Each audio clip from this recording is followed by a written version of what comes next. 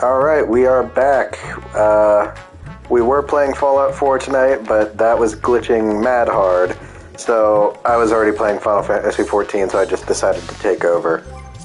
For now, I'm just running through my roulettes. I just got out of my normal raid roulette where I had to kill Chaos. You killed Chaos. God, we're still at a point where we're close enough to an update that my stuff is going, my queue times aren't terrible.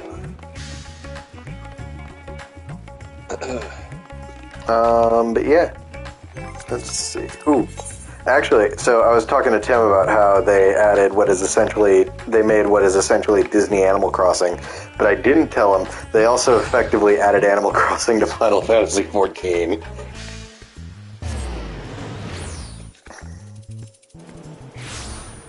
Because now we have the Island Sanctuary.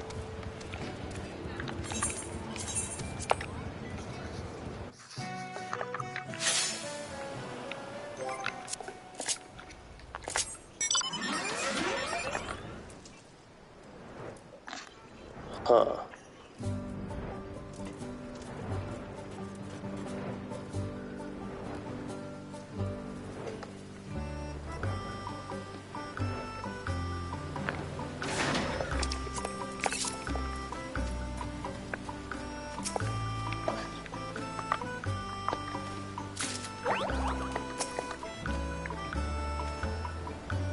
Fuck me. So Jack, how was your day? Anything exciting from D23? We had some pretty cool announcements. So today's movie panel was mostly, Star Wars, Marvel, and, Fox related, as opposed to, anything mainline Disney. We got the first trailer for Secret Invasion, the, upcoming Marvel project, which I'm still, trying to work out, how that's gonna work. They kind of hinted at how it's gonna work in the trailer. Because here's the thing. Spoilers for Captain Marvel. But that movie's a few years old at this point, so I don't really care. Anyway, they basically showed that, in the comics, there are the Skrull. And the Skrull are these shape-shifting aliens who are behind the Secret Invasion storyline. They basically find out that a large number of people on Earth, including a lot of important figures, have been replaced with Skrull. And so this leads to this whole thing where it's trying to, sort out, who we can trust and blah, blah, blah. But in Captain Marvel, it's revealed that in the MCU, the Skrull aren't these, evil tricksters, who are trying to take over the world. No, they're trying to fucking avoid getting genocided.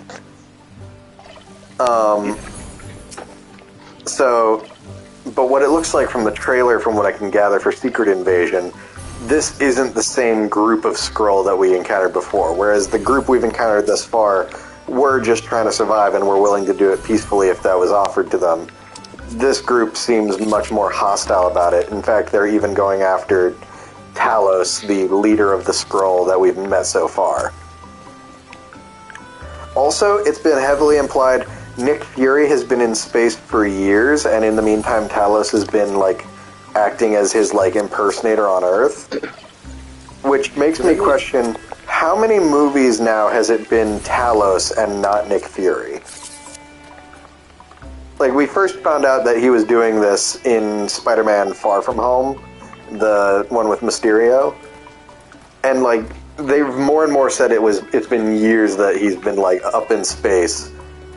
And, how many how many big events did Nick Fury just miss? Was he there for Infinity War and Endgame? Well, I mean, we know he got blipped at the end of Infinity War, but was that Talos who got blipped, or was that Nick Fury? Oh, I want to say Nick Fury, up until Age of Ultron, was definitely the real Nick Fury. But after that, it's all up in the air. That I agree with. I think at that point, it could definitely be a Skrull. I think it makes sense for Winter Soldier, because at that point, he has to be off Earth, because now he's trying to lay low. If that makes any sense. Nah, yeah, I get it.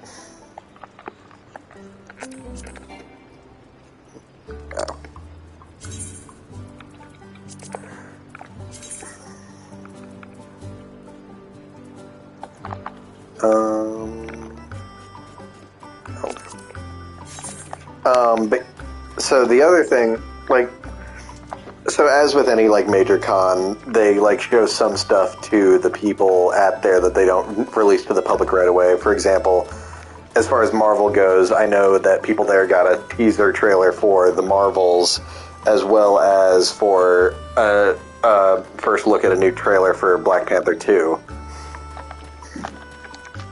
Yes. And then we did get to see the like official announcement and cast lineup of the Thunderbolts. And that caused a lot of controversy. Why? How so? I didn't really see this. People are not too stoked about. Well, first of all, there's. Is this anything to do with the Florence Pugh stuff? No. Oh, so completely unrelated to Don't Worry, Darling. Got it. It's mostly the fact that there are 3 people on that team who are literally basically the same character. U.S. Agent, the Red Guardian, and Winter Soldier are basically super soldiers. Nothing Yeah, we've unique all got what are essentially pseudo caps.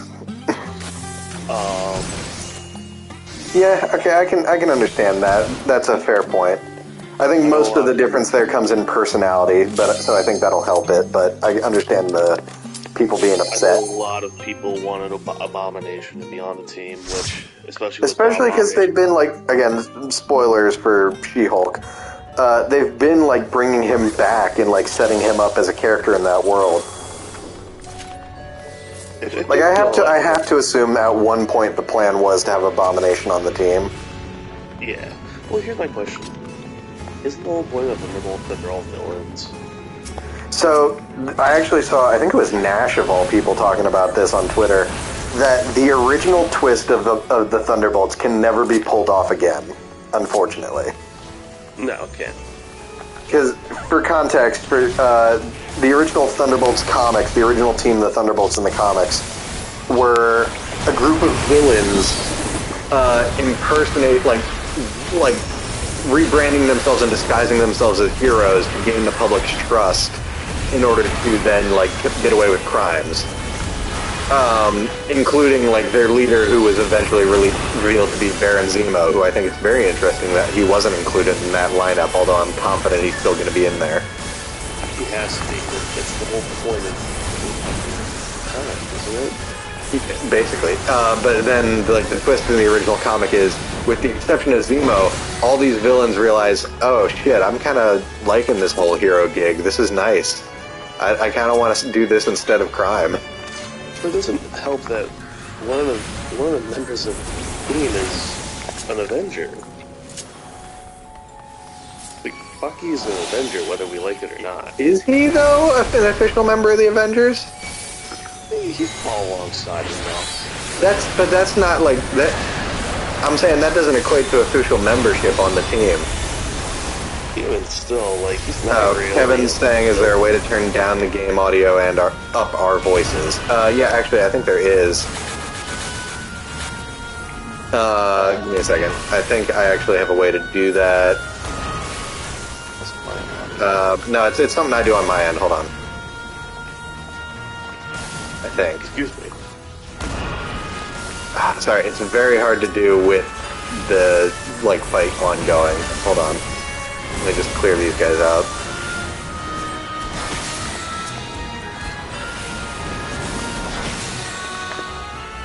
Alright, sound settings, audio balance. Just gonna... Alright, I pushed it further towards mic than audio, so Kevin, let me know if that helps it.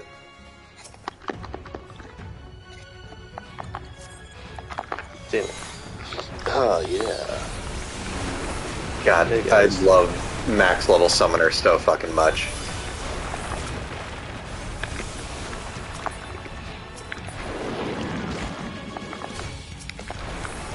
Jack, why are you, as somebody who's shopping for clothes, in the suit store? Why are you buying clothes at the suit store? Fuck you!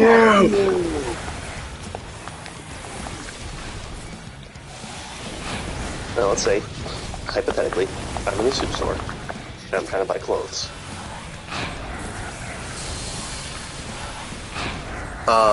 Anyway, so back to what I was saying, like, no, I don't think Bucky's technically an official member of the Avengers, though. Probably because My point is, that would raise a lot of like really bureaucratic bullshit that they'd have to deal with that I think Bucky wants nothing to do with. I think my point is mostly just like, to me, Bucky's too much of the hero type at this point. If that makes any sense? That for him to be on a team of like what has basically been toned down to anti-heroes. Kinda, yeah. Or former villains. Like unwilling villains and anti-heroes at this point, let's be honest. Because the MCU versions of Ghost and Taskmaster were basically used as puppets. Fuck me. Yeah, exactly. Gotta think. And then, like, you know, what has Yelena really done to qualify as a bad guy? Nothing. That's why I called her an anti-hero. Yeah. She's literally just someone who was tricked by the Contessa into thinking that Hawkeye murdered Nat. No, Nat decided, I'm just gonna go. I'm just gonna know what the last nod's gonna be, and I'm good.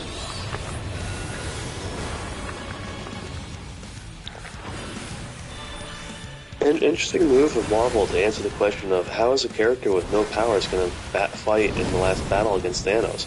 Interesting answer. She won't. She's not. We're gonna literally sideline our two non-powered characters onto a little, like, B-plot.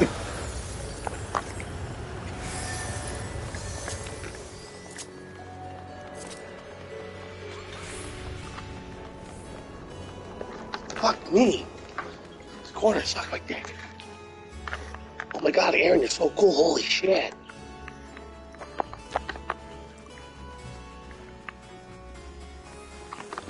Holy crap, it worked.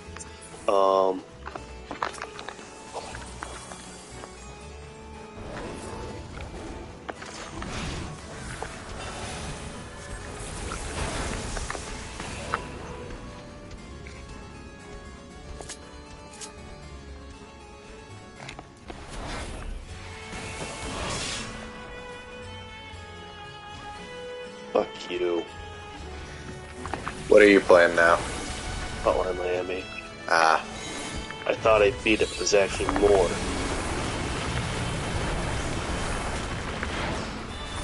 Fuck. Now I'm playing as a character who can only use a knife. Wait, so you're not playing as Jacket? No. Weird.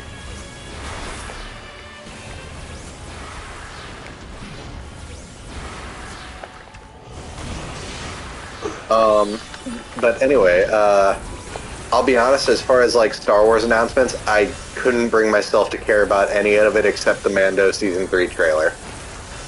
Yeah, fair enough.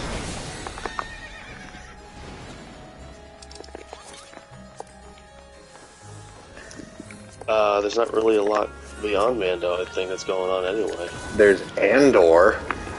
Who gives a shit? Now, I didn't end up watching the trailer, but there was like an animated like prequel series they're working on that's gonna like show a younger Qui-Gon and Count Dooku. So that sounds interesting. So and I am interested in Ahsoka when we finally actually see something from it. Well, yeah, but we're not gonna see that anytime soon. And as for Fox, literally the only thing I heard talked about was Avatar 2. Which, yeah, that's kind of the big thing they have going on.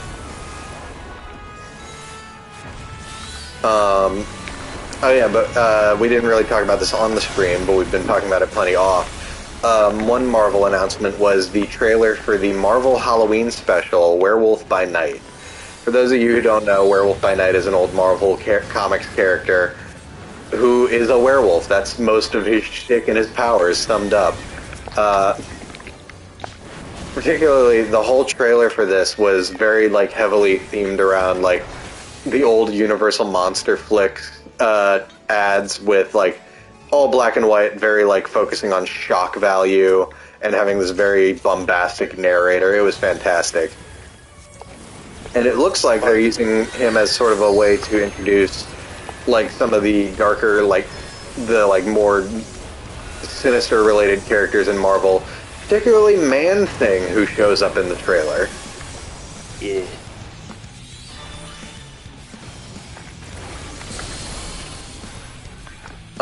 No, so I think that's going to be a lot of fun.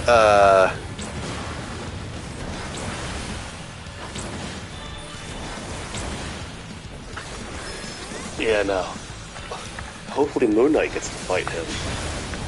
I mean, they did always say the Disney Plus shows were meant to act as avenues that the characters in them would be eventually be introduced into the main movie canon. Yeah, down the line. Eventually. Let's see, we got new logos for some other stuff, including Charlie Cox coming on stage to show off the new logo for Daredevil Born Again. Yeah. Which they're actually using, like, the overlapping Deeds logo that he has on his suit in the comics. Finally, that's all I wanted. Give him his double D. Speaking of which, I don't know if this was today or yesterday, I can't remember, but we got I think it was yesterday, we got a mid-season trailer for She-Hulk that showed us a little more of Daredevil. And also finally gave us, like, true confirmation he's rocking the yellow and red suit from the comics, which I think is hilarious in the best way.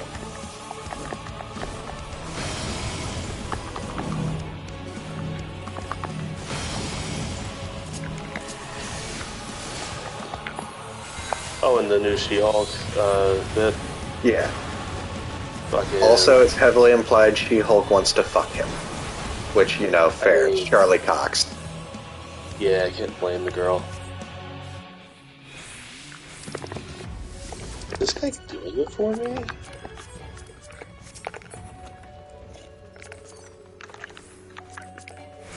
Oh shit.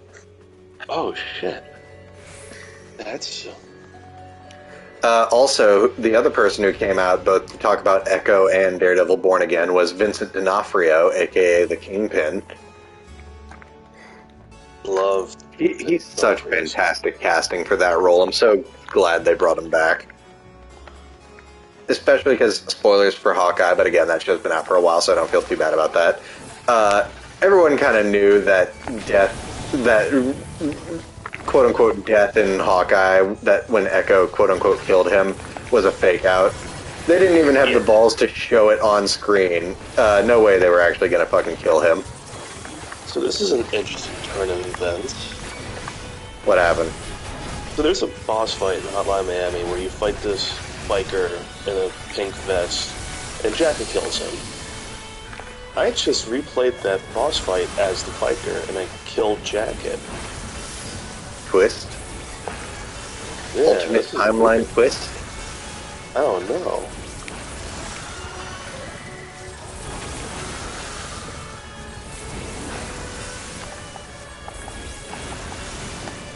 Partially because I realized I never sat and played through it after all the content and updates for it had been released that was going to get released, because unfortunately some of it was cut.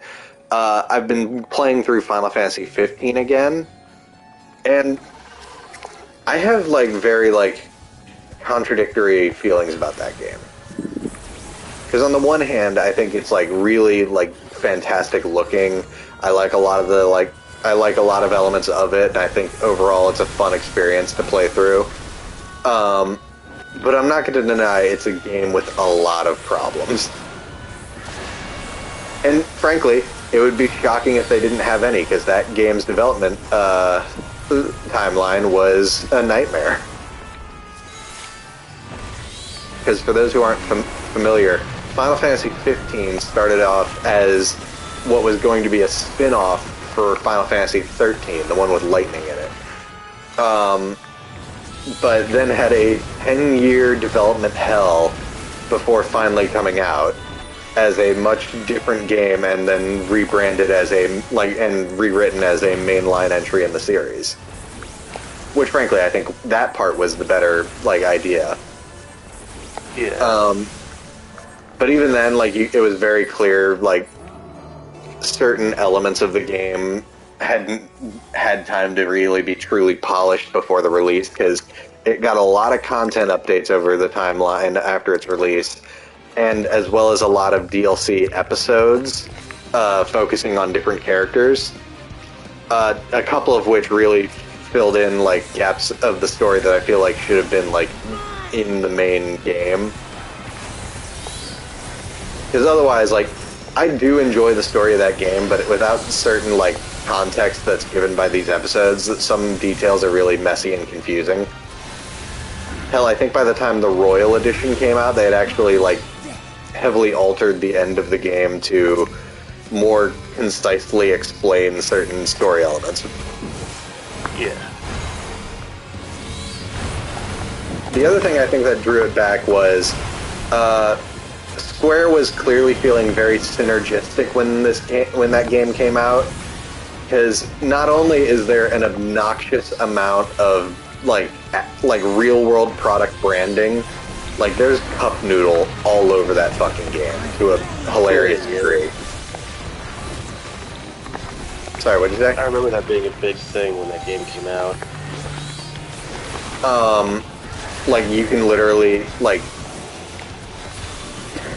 there's this when you get to one of the first major like towns in the game, Noctis, the main character, like literally like gets ecstatic when he sees, oh, they have cup noodle here. It's like, yeah, Noctis, it's cup noodle. I think they have cup noodle most places because it's cheap as shit. That's the whole point. But no, but in addition to that, alongside the release of the game, they released a movie called Final Fantasy XV Kingsglaive, which was the CG animated film that told, like, kind of filled in the gaps of some of the events that are, like, you hear about at the beginning of the game, but you never really see. Although, a weird consequence of this that I feel like was mostly a consequence of the like development crunch they were on to get this game out to the public. Certain like scenes in place of cutscenes, when they need to fill in like exposition and backstory for like what they're talking about, they'll just use footage from the movie. Alright.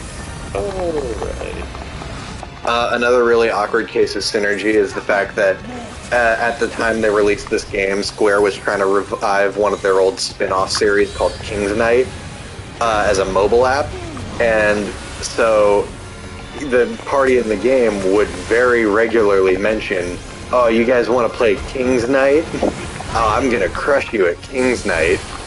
Meanwhile, everyone, like myself and a lot of people I've heard like talk about this, were asking, what the fuck is King's Knight? Surprisingly to no one, I think the game is no longer on the App Store.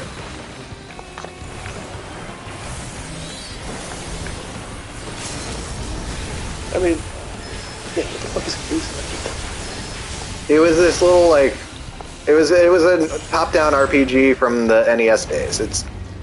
I don't even know if it ever got an American release, the original one, or if it was just a Famicom game. Famicom.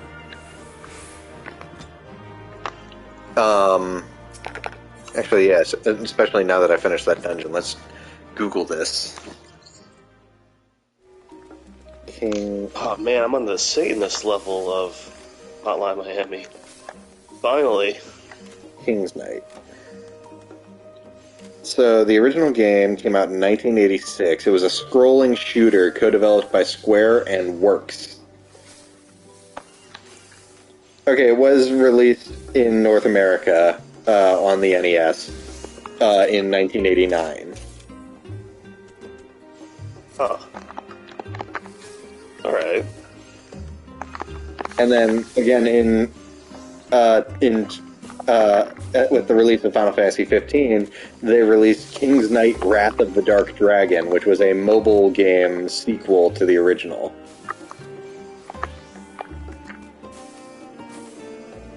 Oh wait, no. Wait, why is this listed as a console game?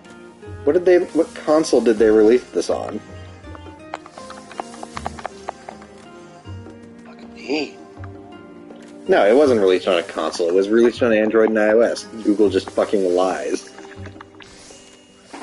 Yeah. Well, what else would they do? But don't get me wrong, like, I'm saying a lot of negatives of the game, and I say that because I want people to be aware of that before they go in, like, looking to play this. But at the same time, there's something weirdly pleasant about cruising around with your bros through magic North America. Yeah. So one thing I wanted to do, I know it's been a little bit since patch 6.2 came out, which is the current patch for Final Fantasy XIV, but one thing I wanted to do is go through some of the new raids that were added in this patch, because I think they're just so fun, especially for this first one as a summoner player. But it's going to be a couple minutes wait, so we're going to chill. We're going to hang out in the lobby, or in this like common area, and see what's going on. Actually, I had one of my retainers doing something. Let's see what they were doing.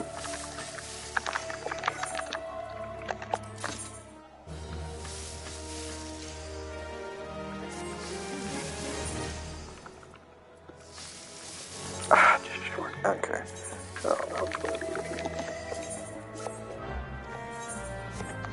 I don't want to buy new gear for them until I can get them to level 60 and just get them level 60 gear.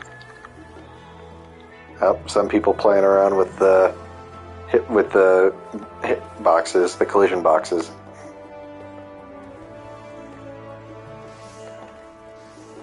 Oh wait, I know what I haven't done. I think. What classes was I doing something with?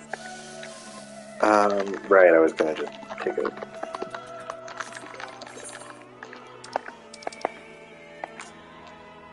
Alright.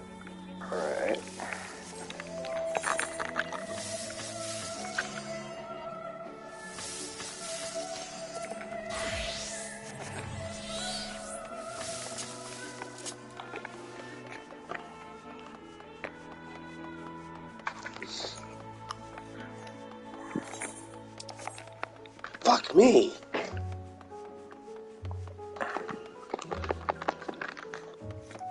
I will say, one, like, always pet peeve I had with Final Fantasy 15 that is also controversial, like, conversely why I'm so hyped for Final Fantasy 16, is I was always a little annoyed with how summons worked in Final Fantasy 15.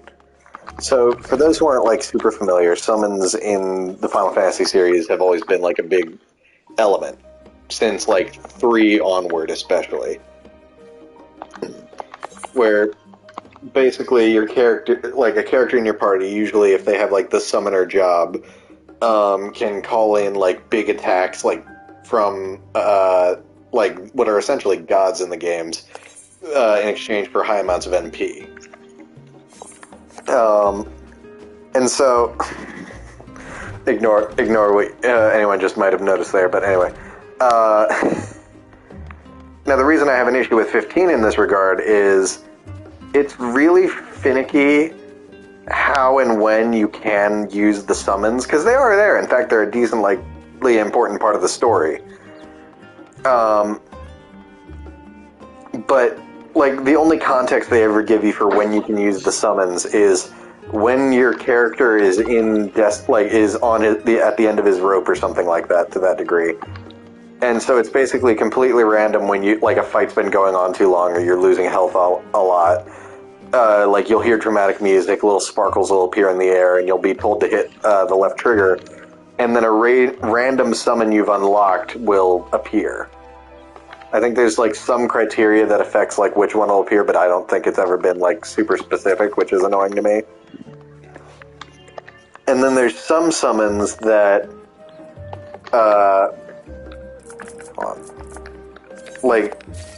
will only appear during certain scenes in the story. The big one of this is Bahamut, who is, like, the oldest, like, summon, technically, in the game, or in the series.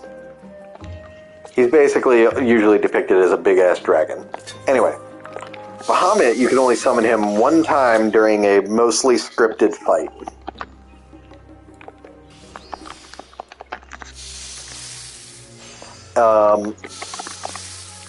Another one of the classic summons, Ifrit, who is the typical like fire elemental summon, isn't summonable at all because he's like a pseudo or a secondary antagonist in that same scripted fight.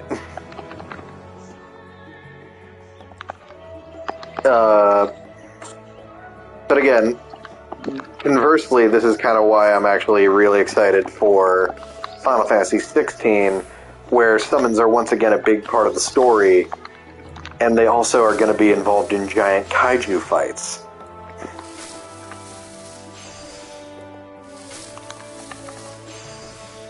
Again, I feel like it shouldn't be too much of a shock that I'm a fan of that aspect of this series, since even in this game, the MMO of the franchise, my main is Summoner.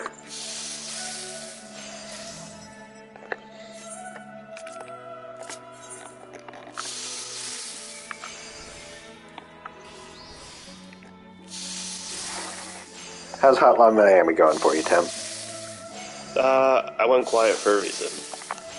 Oh. Focus mode? Yeah.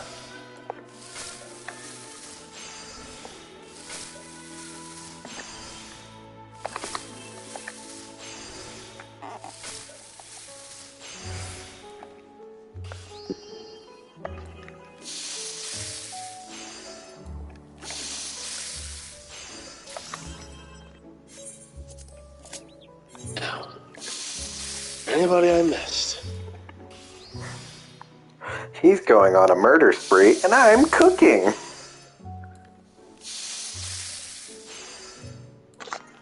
Correction, I'm killing, cultists who are about to sacrifice an innocent woman. Potato, tomato. How the fuck do I get in?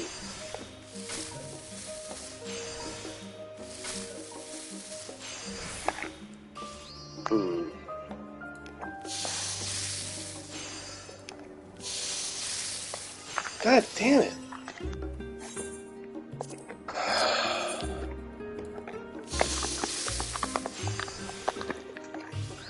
I swear to God, if someone who actually, is good at crafting stumbles upon this stream and just sees the, obnoxious way I just brute force my way through crafting, I'm gonna get shit on so much. Yeah, you are. And you would deserve it, too. Probably.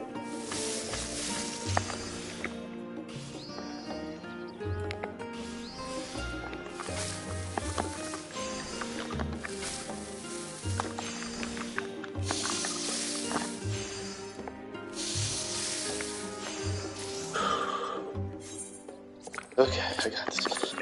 Because here's the thing, I don't have the crafting classes for really the reasons of using them for making a bunch of stuff to sell on markets. No, I have it out of a compulsive need to 100% everything. And fuck, I wasn't paying attention. I missed the excellent quality chance. Damn it. How the fuck did I miss that guy?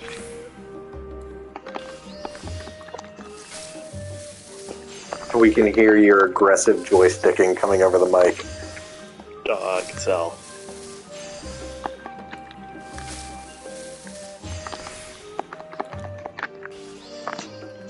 Come on, give me a break. The garbage, man.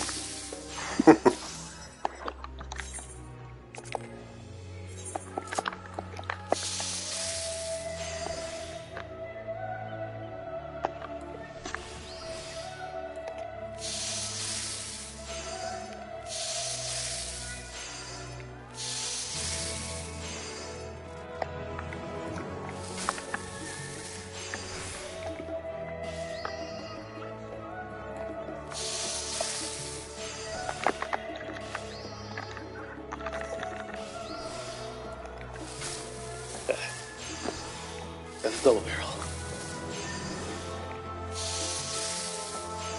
Not ideal. But I need it.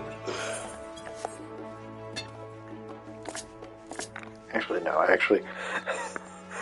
So, I get really fucking anal about the most tedious things, because I actually timed out which took longer, taking the teleport crystal to where I need to turn these in, or just running there directly. And by a margin that was bigger than I thought, using the teleport crystal, like walking over the big teleport crystal and then coming over here is actually faster.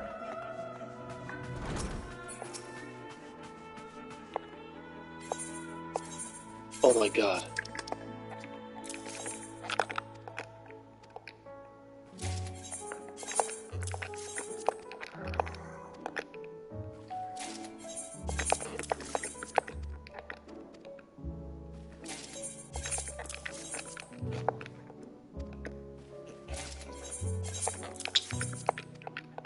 But I really can't do anything about that, huh?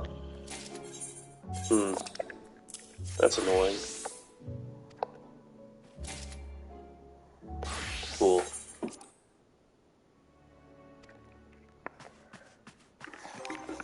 Alright, what am I looking at?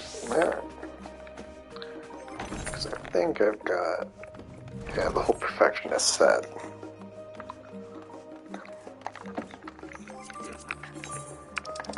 So let's go to discard.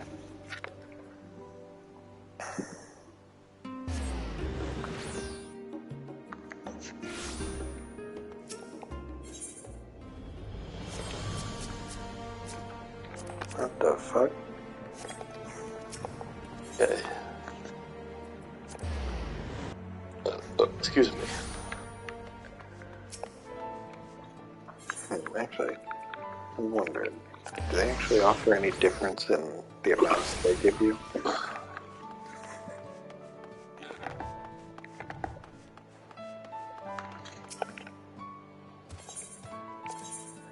Let's see, Alto gives me a maximum of 120 per.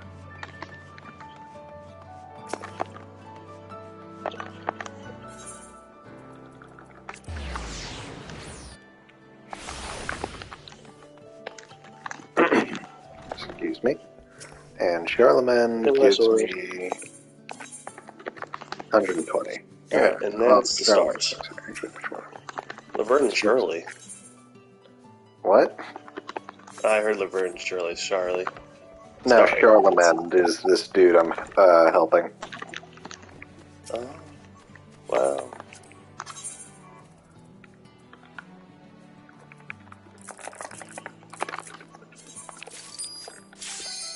Oh, well, that's getting put on hold because the raid is ready. Oh, Raid Shadow Legends? Before we go in, Tim, this is a carbuncle. He's cute and fluffy and made of aether from a crystal.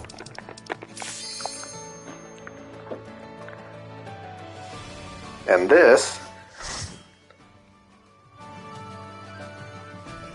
is his caveman ancestor. Oh my god. Yeah, this is the proto-carbuncle, and he's an angry lad.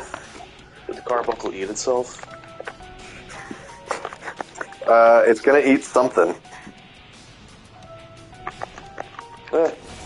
I do think it's funny they've got him in this giant, like, fucking bird cage just suspended over this crap.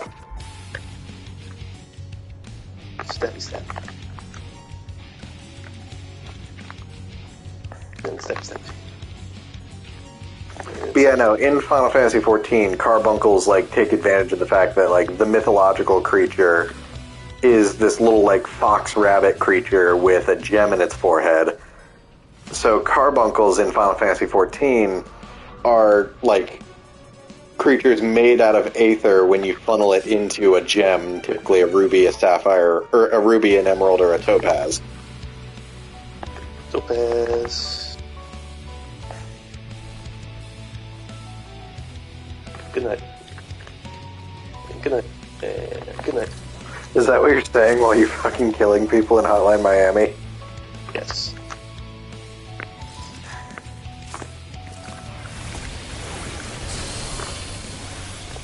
Wing better. Wing better. So, for example, he's using Searing Ray, where he seems to charge up a ruby and fire a giant, like, wave of, like, glinting energy. And then he uses Ruby Glow, which segments off the map.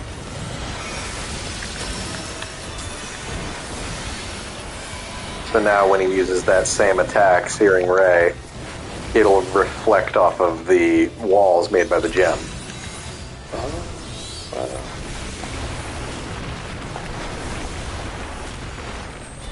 You bastards.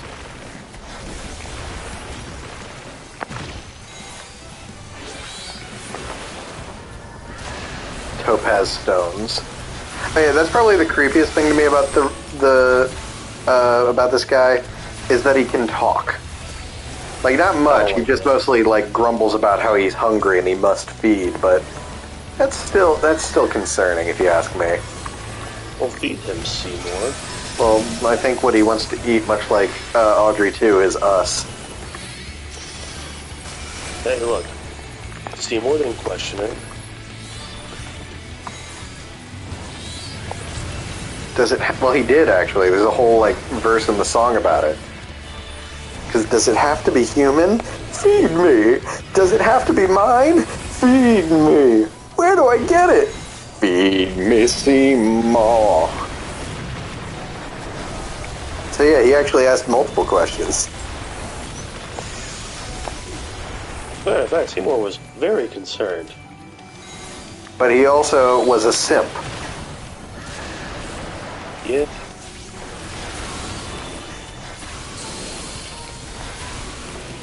And his first victim was the most evil person in the world.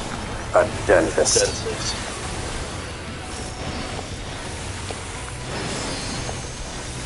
Bastards. Oh, right. This is where he starts his phase 2. Where he's so hungry, must feed, must feast. And his spit is apparently so acidic it starts to melt the cage.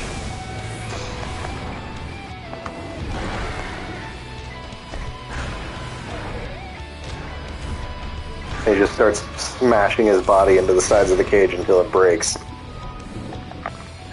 Sending us all tumbling down. Apparently this is where this facility keeps the various creatures it's studying that are poisonous, and he just swallowed one. Well, yeah, what else would he do? And he doesn't seem a worse aware for it, which means it's probably bad for us. Alright, he's activating Ruby Glow again, which divides up the arena. And now he's putting out Topaz stones again. But now with a twist. Oh, hell yeah. Oh, shit.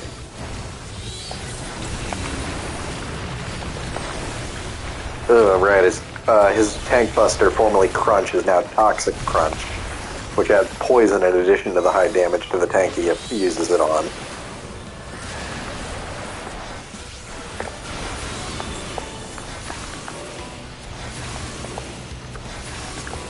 I feel like I need a shield for Venom Squall. For Venom? Venom!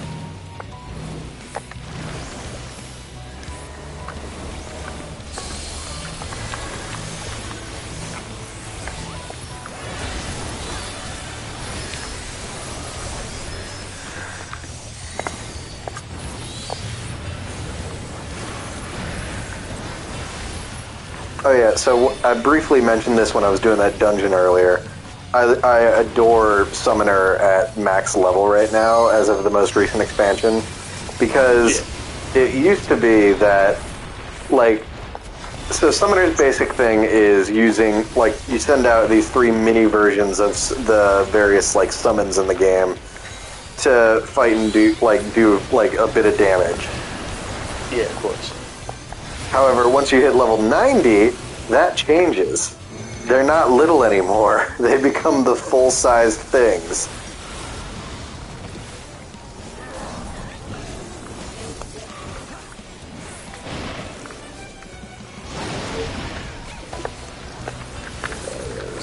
bounces all over the fucking arena, and you have to track the order he does it in.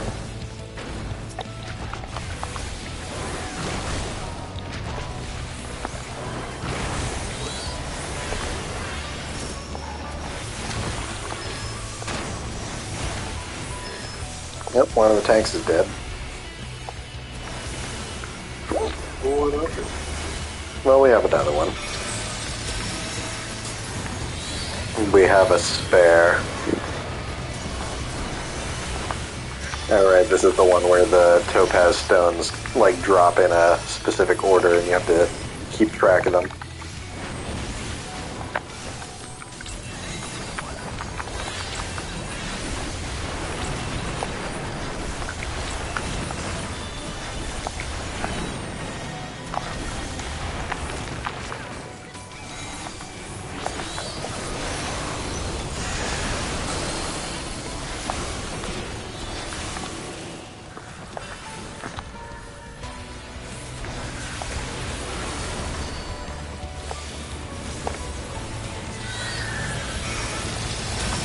I think that's all of the tricks for the most part. That's what you think. Alright, this is where he does this one.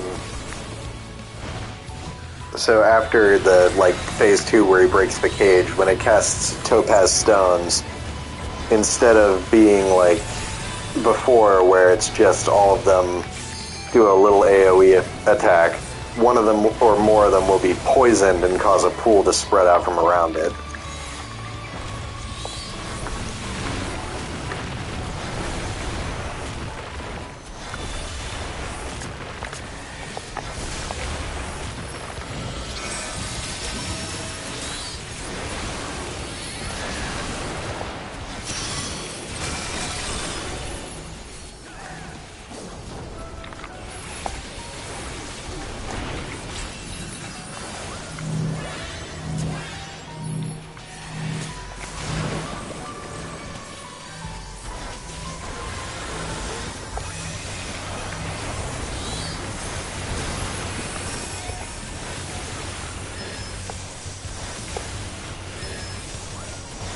Alright, I feel like if no one else is gonna use that LB3, I mean, don't mind if I do.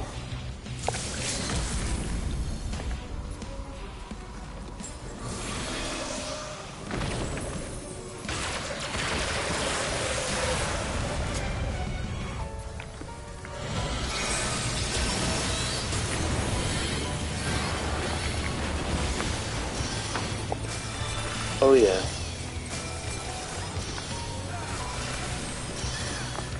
Oh yeah. Oh yeah. Ouija time.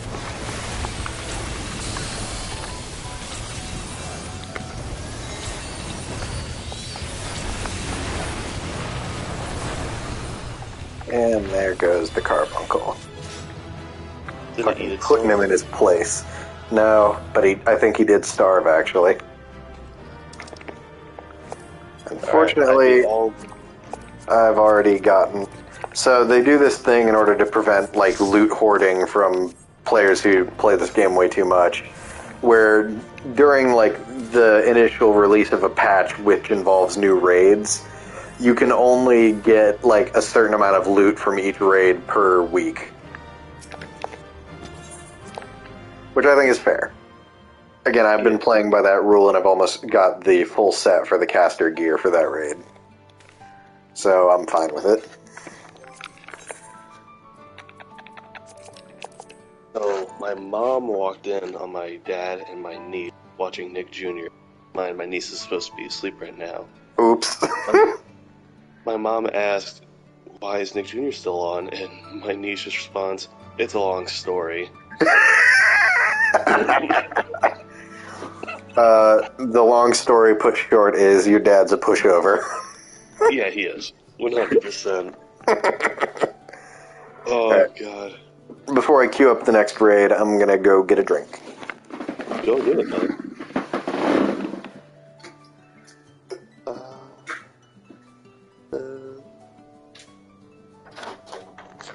Oh, God, guys. How has everything been? You know what? I think I'm gonna break from gaming. I'm gonna pop up the stream and I'll interact with you. Twitch.tv. What's going on, everybody? Best meme on the earth. I don't know when. Oh, nobody's watching. Cool. Oh my god. Oh man, awesome. Excuse me.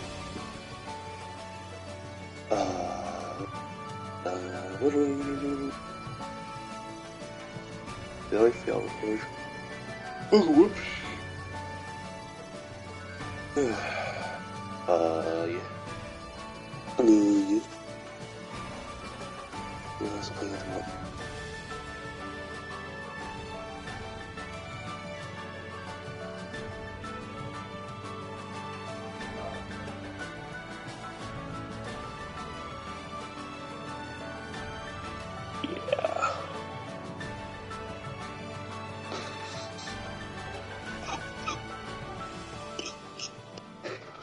Excuse me.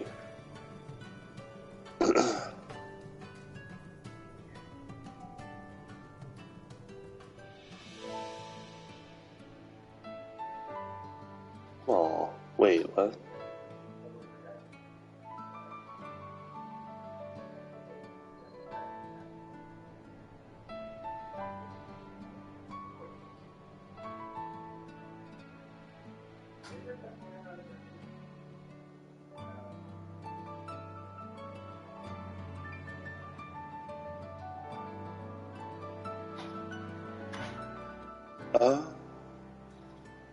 Thing.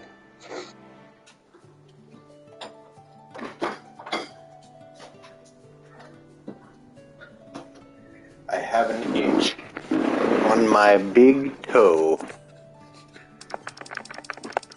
I wanted to go to the stream and talk to the audience, to which I discovered there is none. Huh? There's only one viewer right now, and it is me. Oh, I thought you meant the stream wasn't going. Jesus. No. Actually, I'm gonna take a... Before I continue the Abyssos raids, I'm gonna do my Alliance raid roulette, since that's probably gonna have a quicker time.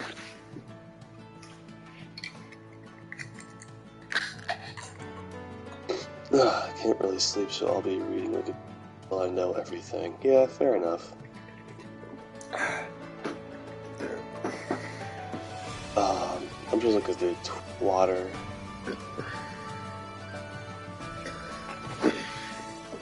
Oh yeah, I briefly mentioned it earlier, but I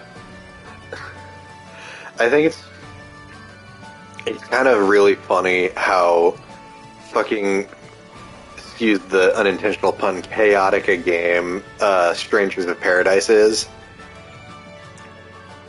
Because the base game is already fucking like ridiculous. It's fucking Nomura, who's been like the dude in charge of the Final Fantasy franchise for a while now, the guy who created Kingdom Hearts and all that. Just fucking at his most batshit, creating this weird alternate timeline like prequel for the original Final Fantasy that isn't actually canon to the original Final Fantasy. Yeah.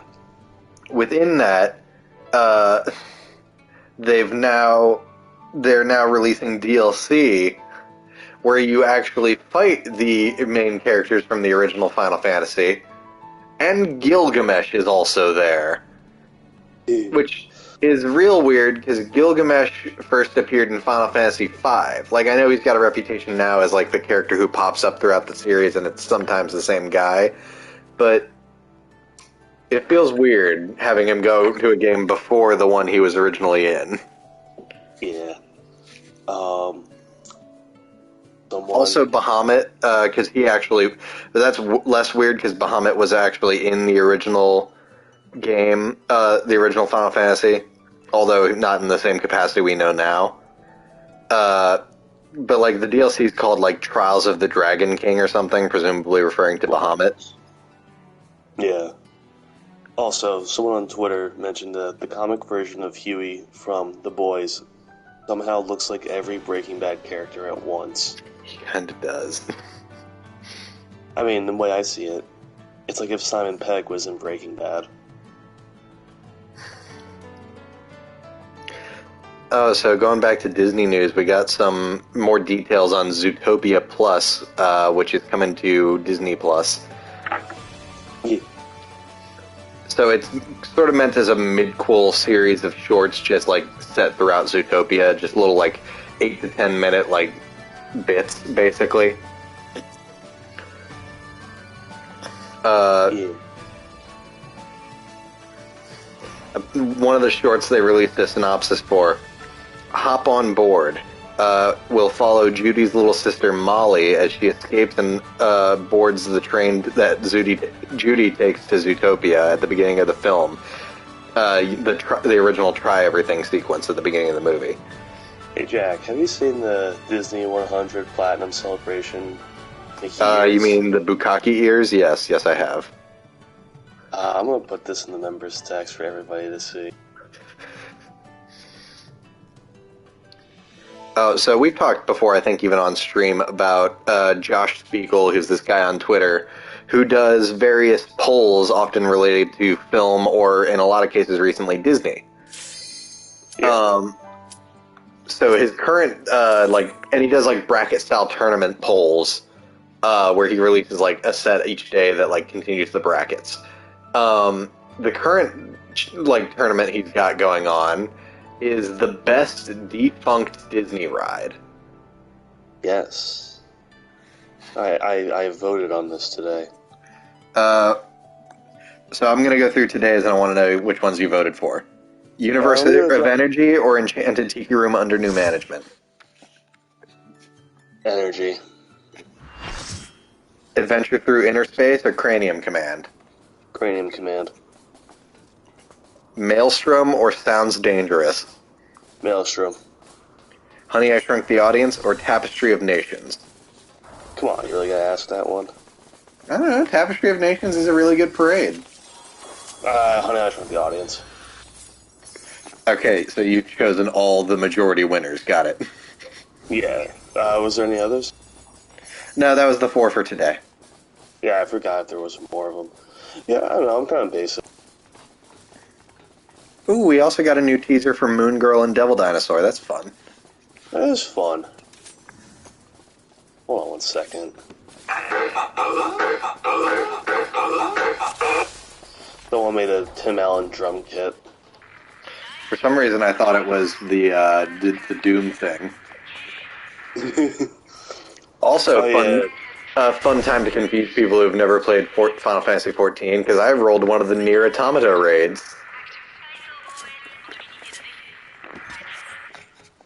The first one, actually. Copied Factory. Neat. Why isn't Kevin here to see this? Damn. Actually, Kevin, are you still in the chat? Oh, let me check. Give us a sign. No, it's just me. Kevin Roberts, are you there?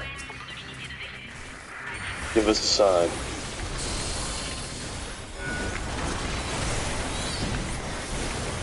Kevin Roberts, are you there? Sorry. Maybe stop repeating his full name.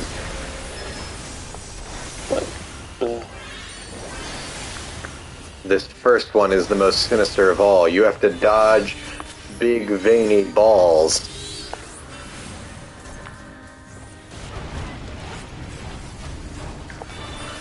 Have you seen the picture of, God, what's his fucking name?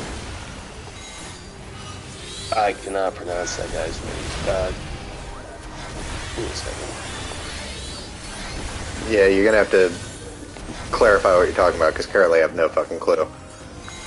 Give me a minute. I don't want to butcher this man's name. I'll be right back.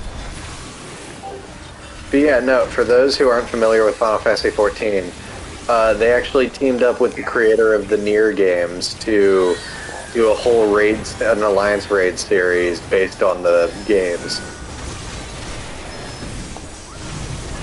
It's actually really well, like, all of them are actually, like, really fun raids. Alright, so Kahe Kwan, he was short round in the Yes, I did see this. Yes. He and Harrison had a fun photo op. Yeah, it was nice. It's the happiest I've seen Harrison Ford in literal years. I feel bad having to look up what is honestly a pretty simple name to pronounce, but I also don't want to butcher Insult him by fucking up his name, yeah. Yeah.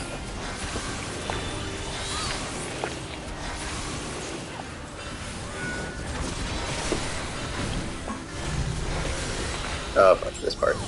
Which way are they going? That way, cool. You know, with the recent passing of Queen Elizabeth, I have to say something pretty controversial. It's pronounced garage, damn it. Build the Lego garage. No. Garage? No. Motto. What's Apparently, an Irish football game, a chant broke out that I'm hesitant to repeat on stream. Let's probably not do that. It wasn't anything like... there wasn't any, like, curse words or anything, but, probably best not to say it. No, go ahead, say it. Liz is in a box. Just thousands of people chanting it. Liz is in a box. Liz is in a box. I wasn't paying attention to the attack he was sharpening up. That's what you get for making fun of Queen Elizabeth dying. Keemstar had his revenge. You ready for edgy comedian Bill Maher to tell people to stop making fun of the Queen dying? Bill Maher. I mean, I still think it's hilarious that Keemstar had the balls to tell people to stop. Oh yeah, of course. I don't know if that counts as him having the balls or just the utter lack of self-awareness. Shit. Oh fuck! I ate a yeah. No, I'm dead. I deserve to be dead. I ate way too many vulnerability stacks because I was trying not to get knocked off the map. Oh, that's a lot of my party dead. I feel like Keemstar said something along the lines of, "This generation is so disrespectful," and someone commented, "Then why are you trying to date it so bad?" Well, I more meant that he viciously made fun of Etika's suicide when that happened. No, I know that. It's just someone taking cheap shots at, well, not cheap, because frankly, yeah. I live again. But yeah, no. Keemstar. Let's just leave it at that. So I will say, my one pet peeve myself and a lot of summoner mains have right now with the state of the class is I'm very happy with it, like, gameplay-wise, but there's one issue that I feel needs to be... Oop, fuck, I went the wrong way. Needs to be addressed at some point, probably. I don't know if that means it'll get addressed in the next expansion or what. And that is, for the current expansion, Endwalker, it actually got a major overhaul that led to us being able to have, like, the big summons at max level and all that. A consequence of that is its gameplay was changed pretty significantly, and Carbuncle, that little fox rabbit dude following me around, is pretty fucking useless right now. Yeah. Because it used to be, like, the Carbuncle or your summon or whatever you had would always be on the field and would be, like, actively attacking, like, and you would command it to do special attacks when you had the charge. But they changed that to be more in line with the traditional Final Fantasy summons, where it would, like, the summon would show up to do one big attack and disappear, which is how the summons have worked for a majority of the series. Which I'm fine with that, especially because they've given us enough attacks to work with outside of that and keep the rotation moving pretty smoothly that it's not an issue. But the consequence is now that, like, the summons pop in, do their attack, and then disappear again, means the Carbuncle just kind of stands there and does nothing most of the time. How many people are in your party? It's an alliance raid, so my alliance is made up of 1 tank, 2 healers, and I believe 5 DPS. Jesus. And then there's 2 other parties just like that. Do you think if there's a party of 17 bears will come after you? That's a Red Dead Redemption joke. No, I know. But like, and you still have to use the Carbuncle, annoyingly enough, because you can't actually use your summons unless you have it out. And you also, like, you cast this one shield ability onto yourself without it out. But unless you're commanding it to do those specific things, it just sits there.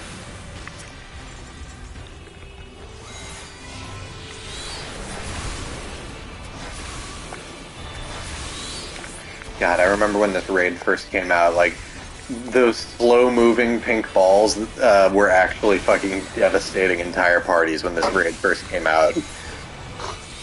Like, party wipes happened because of these things.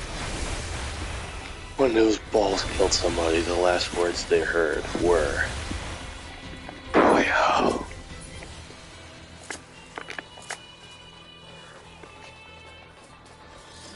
But no, so there's... I think I've explained this to Kevin before, but there's basically two types of raids in this game.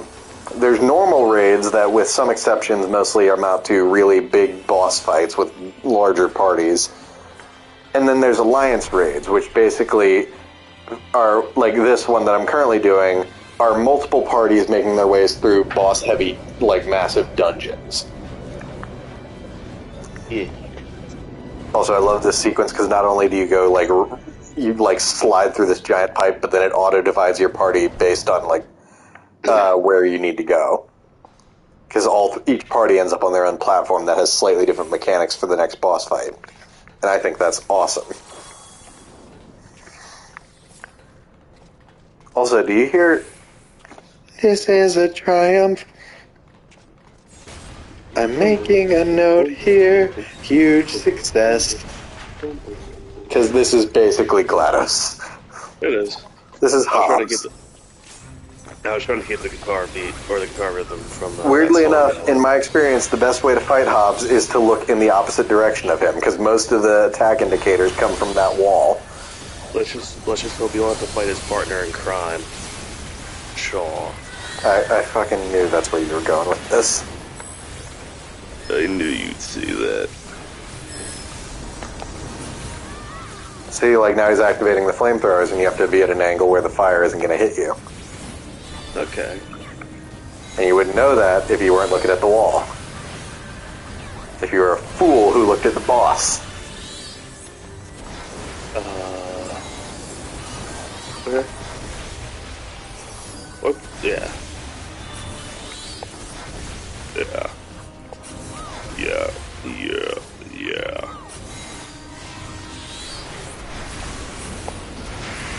Oh shit.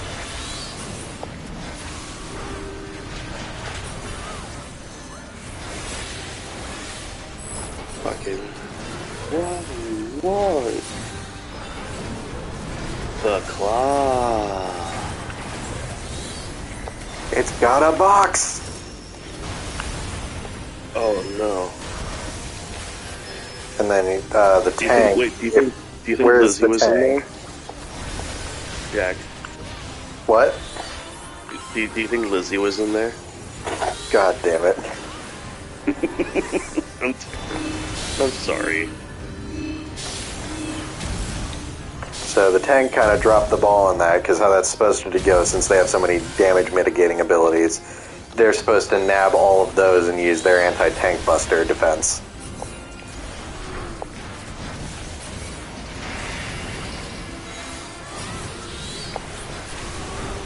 You remember in the Rugrats movie when Spike almost died? Yeah. Yeah. Fighting off fucking wild animals. Yeah. Well, it's just a wolf, but still. Is a wolf not a wild animal? Well, I thought you made it seem like it was multiple. Oh shit. Whoa, that was close. Someone did an edit of that scene, and it's the Nickelback song, I need a hero, save me. He was the hero. Not gonna save him. Yeah.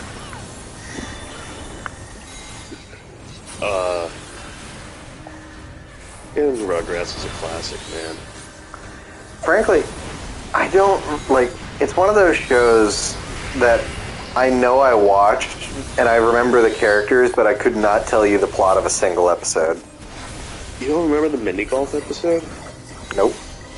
Oh, that's one of my favorite ones. They go to like a mini golf course, and they hear that there's an ice cream parlor attached to it, and if you do this certain thing, you get like do you know like the big bowl of ice cream Yeah, that of course. everybody shares? Like the kitchen sink, yeah. Yeah, that's the one. And the final hole is a kitchen sink, like a giant kitchen sink statue that you have to get a hole in one inside of. Maybe? This sounds like vaguely familiar. It was good. I think they had an episode where they went to Vegas. I do not remember. God damn, Grandpa sucks at watching these kids. No, it was a family vacation. Which, further point. Oh god, oh god, oh god. Vegas. How am I the... Okay, I wasn't the only one who died to that. That fucking blunder. I feel like of all the U.S. cities to take your children to, I think Vegas would be the last one. Maybe Oh, Detroit. good. Oh, okay, cool. Didn't... Oh, but I still get a vulnerability stack for that. It's not my fault. Hold on, let me just pull the carbuncle back in. Oh, God. Okay, hold on. Let's get one of the healers back up. Oh, thank God I had barely enough MP for that. I saw a TikTok earlier where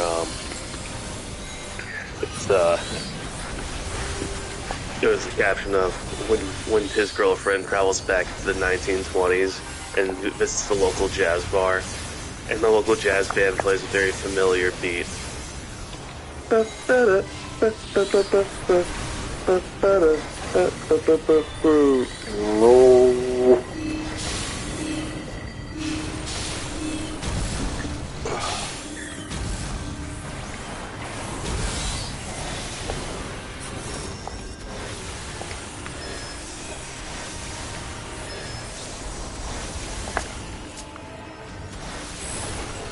It's only 10:46. It feels like it's a lot later. It does, doesn't it?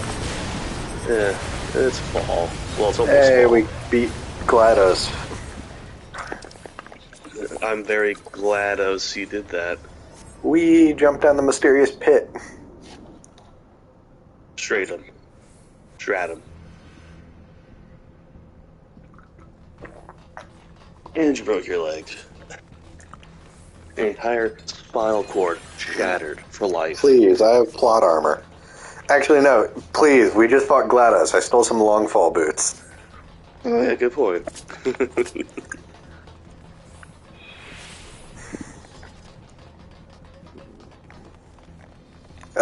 That's a tank, Anog. Jesus Christ.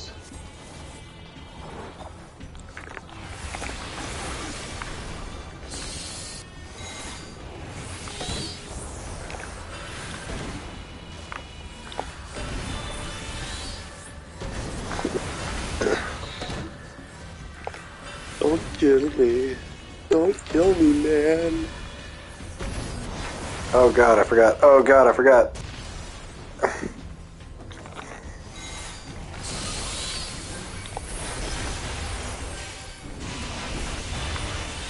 So if you look when I like summoned them, you can see what I was talking about the like little mini guys called the Eggies. So like there's Garuda Eggy. Comes down, does their attack, disappears. Iggy. So then in between like summoning your 3 Eggies, you can also do a Demi summon, which is either Demi Bahamut or at higher levels Demi Phoenix. Oh god, please no. Well, you know what? I'm glad they've discovered themselves somehow. Okay, we blew up the tank. Why is it not opening? Well, it's been hacked. Oh god, no.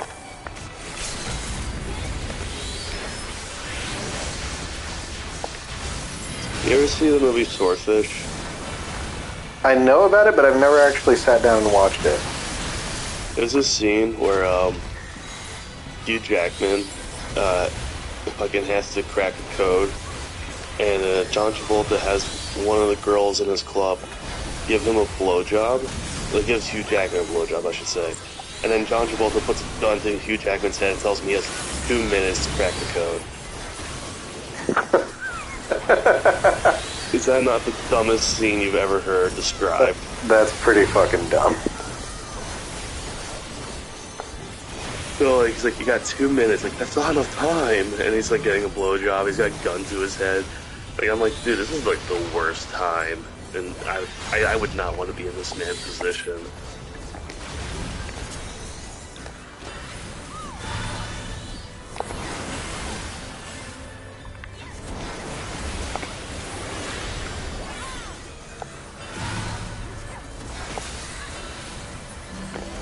Alright, flight units beat.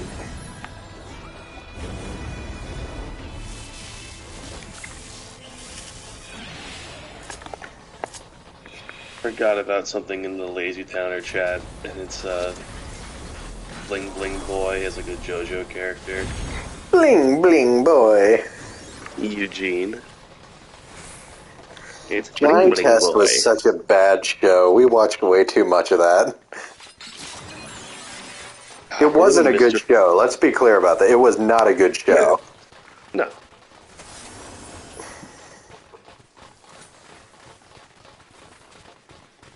But, like, remember, like, the knockoff Mr. Freeze?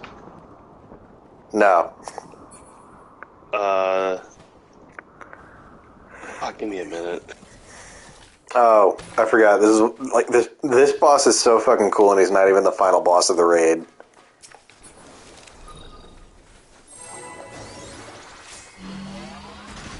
Okay. This is Angles. He's basically a giant robot oil platform. And he's gonna ruin our fucking day. Well, someone has to. Alright, I'm gonna do something cursed.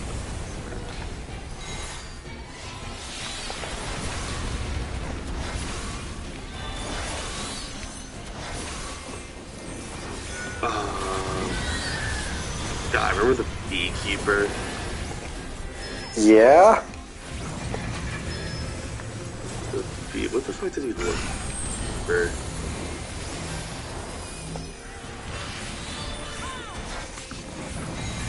Excuse me. Oh, that's right. He never even took his mask. Oh no, he's like the old man. Right, I forgot about that. Old man Jenkins. Mr. Mittens, the evil cat. I mean, we had a talking dog. Why not an evil cat, honestly? A talking dog whose name was literally Poop. Well, look, they said that the theme song was inspired by Green Day, so why not name a dog after a Green Day album?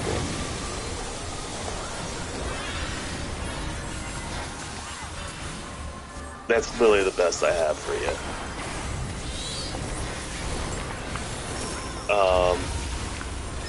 Why the fuck was there a character named a Tickler?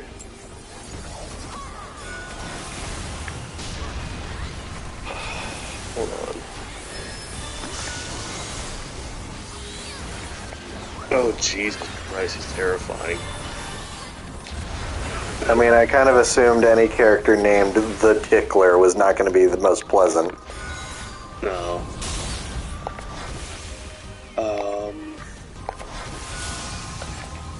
What were these characters?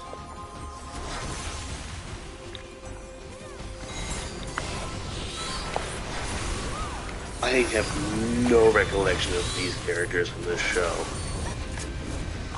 I mean, Miss X and Miss Z. I'm sure either A, they were from later seasons and not worth remembering, or B, your brain has understandably decided to block them out. They're very clearly from like the very early season of the show when Really? they actually had when they had like an animation budget. Before it was all just flash animated.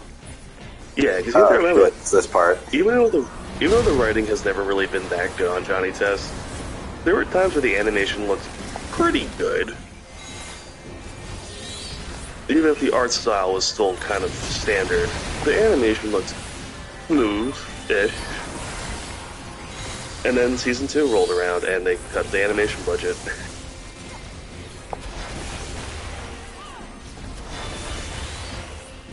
Yeah, but we all know the best characters on that show was, and it was Mr. Black and Mr. White. Agent Black and Agent White. My mistake. Put some respect. What were you two doing? I have a better question. Why are you two police officers? I blew up Malaysia. Lots of questions, but moving Canonically, in Johnny Test, the country Malaysia no longer exists.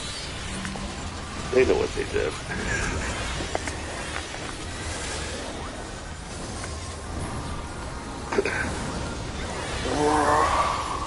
All the way in Malaysia.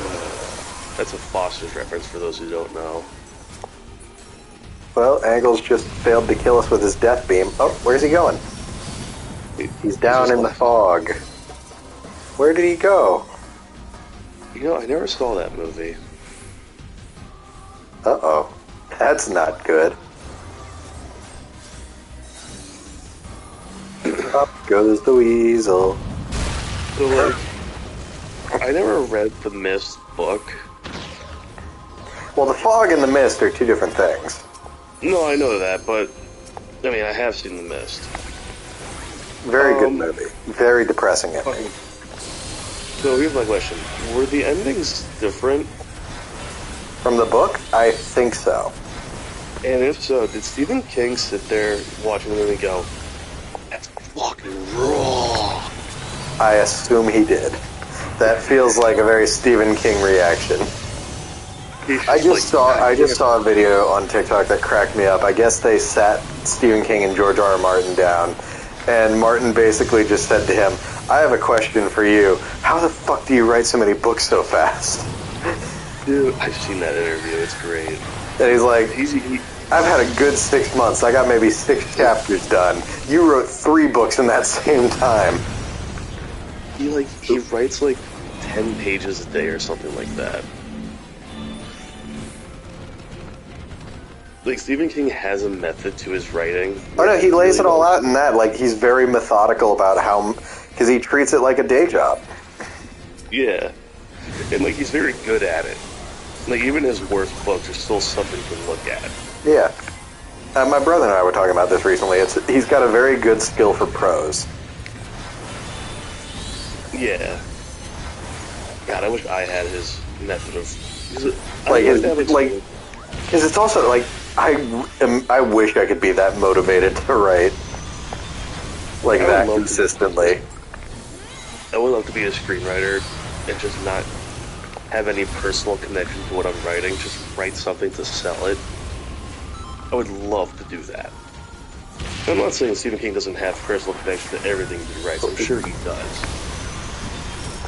But I'm also aware that the man treats it like a job, and he fucking gets paid. And I respect that. Get that bank. Get that bank, but do it fucking well. Alright, this is the part where he tries to crush us with the now burning excavator arms. That's a huge bitch.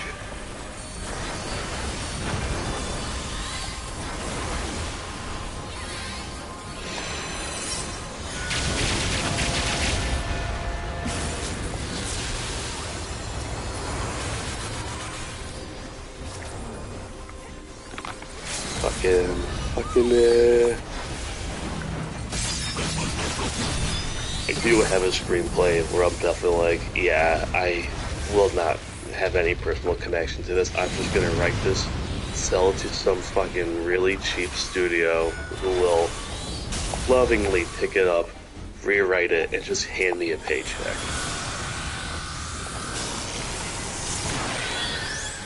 That's usually what happens.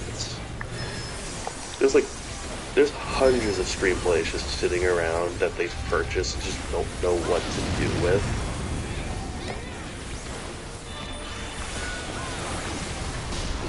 Yeah. And then there's the Asylum. I don't know what the fuck they're about.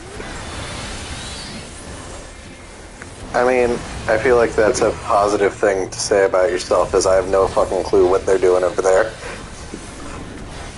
I think they just watch movies, snort cocaine, and think, alright, how can we do this, but not get sued?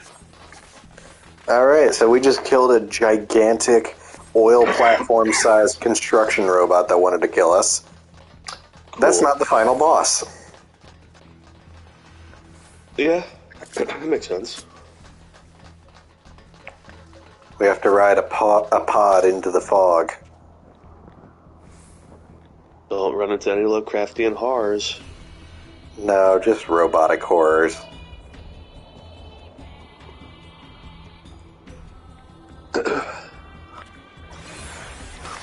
Particularly one that Nier fans will recognize. Why did someone mark 2P? It's 9S piloting a walking fortress. Oh my god. Oh my god. Tim, you don't have to pretend to know what Nier Automata is about. I don't.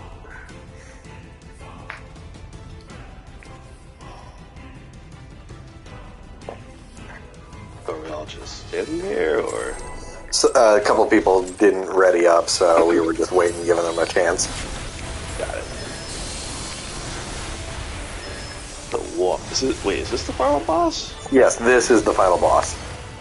Huh. What, this a little underwhelming for you? I mean, does he have like a second form? There are multiple phases to this, yes. Okay, cool. Because I was gonna say this would be very underwhelming.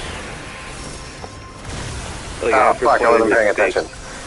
You distracted me. You son of a bitch. That's what I'm good at. Like after fighting a boss that was basically Jaeger bombastic, yeah, I expected a little more. No, I gotta focus on. So if I go quiet, that's why. Because this one's got a lot of attacks where if you're not paying attention to what he's doing, you'll get murdered.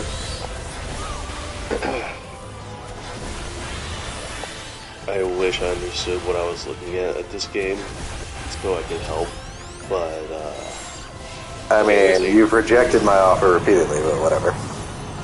Oh, fuck. That's a huge bitch.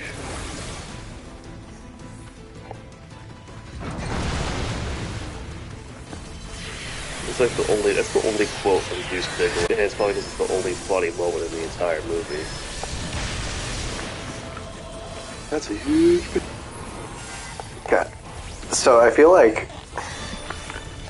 And this is not a hot take, I feel, by any means in this game. 2 of the 3 magic DPS classes have a lot of utility. Mainly due to the fact that even though they're DPS characters, they can revive other players. Because between Summoner and Red Mage, we both have we can both use Res. High Res. In addition to that, both have team buffs. And...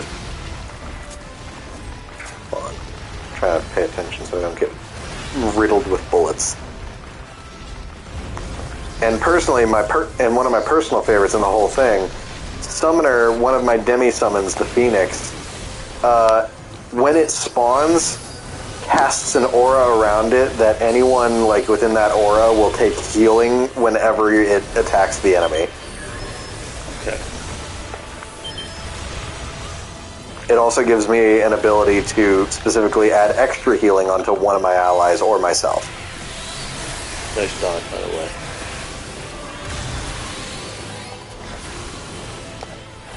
And then Bahamut's just there to be a fucking living nuke, but I'm fine with that. So, is it bad that I'm a little... Is it bad that I'm a little disappointed in the ending of the Sam and Cat video? I haven't finished it. I was either gonna watch it tomorrow night or like listen to it on my drive home tomorrow. Can I give you any spoilers? I don't care about spoilers for the show or anything, but Motherfucker's doing another two-parter. motherfucker, this one's 5 hours, Quentin. Like, he explains, like, it came down to mental health. Okay, like, he's very much putting himself. The fucker blows one of them up and we have to run to the other one for cover. But then the damage from the one blowing up causes the other one to start to explode, so we then have to run away from it. Run away!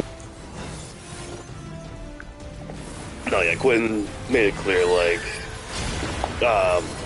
it was always meant to be a two-parter, and part 2 was actually supposed to be released. Oh, fuck, I didn't dodge enough. But, due to, just a lot of personal stuff going on, he just couldn't. Oh shit, I forgot about this part. So now, we're all pretty clear that part 2 is going to be A, the rest of the show, because he didn't finish the whole show, and Alright. B, he's going to talk about Jeanette McCurdy's book. Ooh, yay. Well, that and, like, just everything about Jeanette McCurdy. And he's gonna just fucking talk about Dan Schneider at this point. I mean, he's literally made a point of not giving that dude any lip service because he's such a scumbag and he doesn't want to be sued. I know, but, like, he's been dodging that bullet for so long. Because it's a fucking bullet.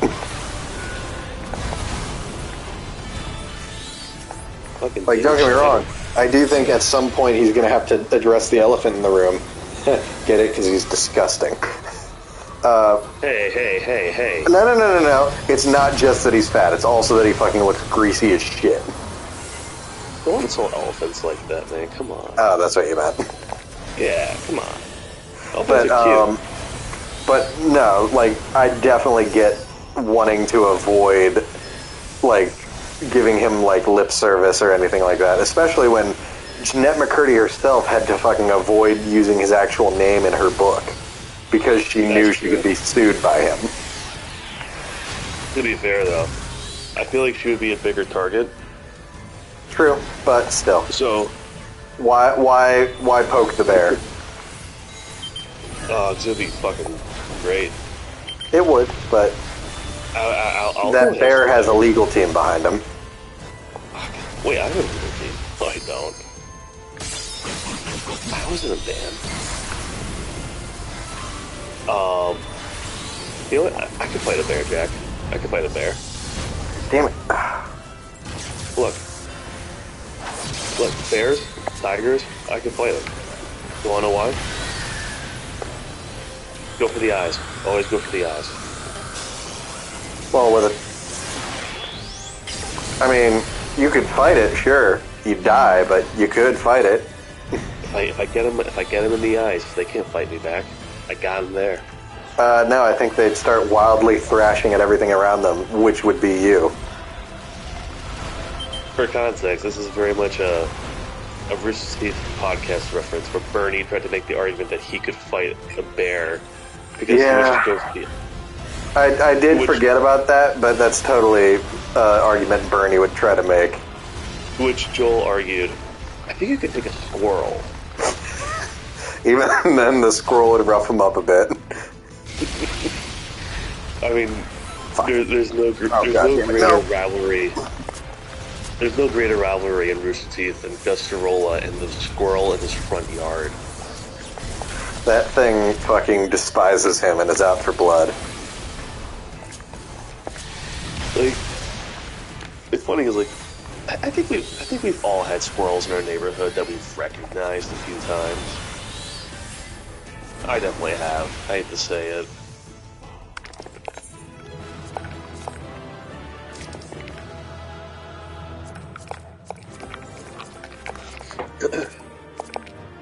Alright, Jack. For 20 minutes, you'll get $1 billion. You have to pick one of 4 animals to be stuck in a room with for 20 minutes. A grizzly bear, the biggest species of tiger, I forget which one it is. Is it not just Bengal? Yeah, I guess it's a Bengal, yeah. Or a Siberian tiger? one or the other. A hippo or a gator. Gator. Gator. Specifically because you said alligator and not crocodile. Crocodile would be a different question, but a gator, you fucking leave him alone. He won't bother you. I think a croc could still work. Crocodile's more likely to go after you, I think. Yeah, but you can wrestle. Don't worry about my ability to wrestle it. Alright. Me the fuck alone. Want to throw a croc in there just to make it more interesting? No, fuck no. I made my choice. I'm not going to be waking up in a room with a crocodile. Now, let's say, hypothetically, it was a crocodile. Between those four, what would you pick? Fuck. I would still pick the crocodile. No, I'd still pick the croc, especially because they're not as agile out of water. Not to say that they couldn't chase me down, but I'd take the aquatic predator over the land predators. Is my point. Well, here's my point. Well, I mean, hippo is also aquatic, but hippos run fast as shit. Well, here's my thing. Hippos gallop. Yeah, they do. Well, I mean, crocodiles gallop too. I've seen it. But here's the thing about crocodile. Like, you're already in a confined space. You're in a room with these creatures, so that doesn't matter about distance. I feel like a croc, you could still wrestle to a degree. The other two would kill me on sight. Well, yes, tiger would kill you right away. Well, actually, maybe just fuck you up a little bit and then kill you. The grizzly would fuck you up and then kill you. The hippo would just kill you. No hesitation, no thought. No hunt. It's just like, fuck that guy. I'm gonna kill him. That's why you should never pick the hippo in any sort of thing. Hippos are not, like... Look, baby hippos are adorable.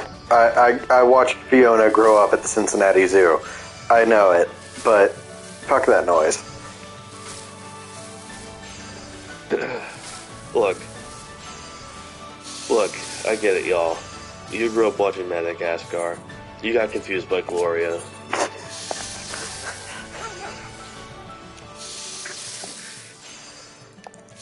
That's terrible.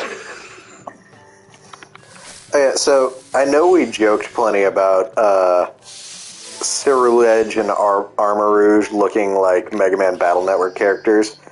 But I do think it's funny that they announced those when next year we're getting the Mega Man Battle Network Legacy Collection. Huh. You must be excited for that. Oh, I am. I never played anything. Because here's the thing. My only real exposure as a kid to old school Mega Man was Mega Man and Bass on the Game Boy Advance. Other than that, my main experiences with Mega Man were the Battle Network and Star Force games. I knew the Battle Network anime. That was kind of it. Really? Okay. I had a Mega Man action figure from the Battle Network. Oh no, they went big on action figures and like toys for that generation. Yeah, I had a Mega Man action figure. It was cool. I liked it a lot. It was very much like in the breed of early 2000s properties meant to like be very synergistic with toys. God, I missed that time. Because here's the thing. The whole premise with that version of Mega Man is that he's an online, like a personal AI, who, when his user named Lan, because everyone in that game has some kind of internet pun for the most part,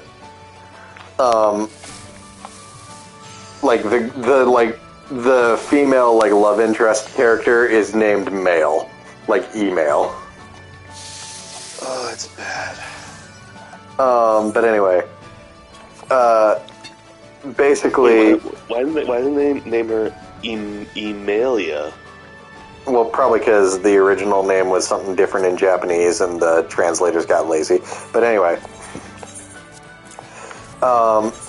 basically Lan, participates in NetNavi battles, NetNavis being the terms for these personal AIs, where if he puts different, chips into this little hand personal console he uses, he can give Mega Man different power-ups. Be it the arm blaster or a sword on his arm or different other stuff. Yeah. And eventually, after he beats other Net Navis, this factors into the whole taking the villain's powers thing. Because he gets a chip from the people he beats. Nice. Okay, I like that. Now, how this played into the toy market, well, with this premise alone, obviously they had virtual pets that looked like the little personal console things. Yeah, I had the Also, chip. I forgot to mention, they were called personal electronic terminals, aka pets. Because what's subtlety? That's fun. I don't care. But anyway, and All right. then Star Force gets just fucking wild. Because Star Force is like the pseudo-sequel series to Battle Network. It uses the same gameplay style as Battle Network and all that, which is pretty different from classic Mega Man. Yeah. But that, the people who, like, Mega Man is a kid who fuses with an alien made of, like, electromagnetic waves to become Mega Man. Weird. And all the other people, like, all the Robot Master stand-ins are also, like, people who have fused, although in most of the cases been forcefully possessed by said, like, electromagnetic aliens. Huh. So I have a throwback. It's very weird, but, like, they do a lot of fun, kooky sci-fi stuff with it. Well, of course. That kind of lends itself to that. One thing I will say that I thought was kind of interesting, Battle Network actually translates a lot of the classic Robot Masters into the series and updates them to fit in that setting. Whereas Star Force, on the flip side of that, for the most part, actually just creates a lot of their own. That's fun. I think both of those options are fine. Did they have Dashman and Crashman? I think they do. Alright. I know, like, in the first game, your, like, bully who later just becomes, like, a sort of friend slash rival throughout the series has Gutsman. Gutsman. So here's my question. The love interest girl, Male, has Roll. Oh my god. Wait, isn't Roll his sister? Well, in, like, the original series, yes, but in this case, they're just... Actually, it is kind of weird, being that Roll was previously his sister, that they are, she is considered Mega Man's love interest in Battle Network. Yeah. I wasn't thinking about it until you pointed it out, and it's like, oh wait, that is kind of weird. Got some Star Wars shit going on here. Well, I mean, in Mega Man Legends, they weren't siblings and they were love interests, so it's not, like, unprecedented. Ooh, Hades. Alright, that's fair. So I have a bit of a throwback. I don't know if you remember this show. Do you remember Zatch Bell? Fucking of course I do. What the fuck was that? It was weird and I loved it. I enjoyed it. It was fun. Do you remember Fulgore and Conchume? No. Hey, hey, let's dance all day. Boing, boing. Was that in Zatch Bell, or was that... Yes, this is a character. These are two characters from Zatch Bell. Fulgore is, like, supposed to be this Italian, like, pop star dude who's just totally full of himself. And Conchume is his, like, I can't remember the name of Zatch's species, but one of those guys. The joke is that they are comedically weak and pathetic, like, more so than Zatch at the beginning of the series. Oh, I remember these guys.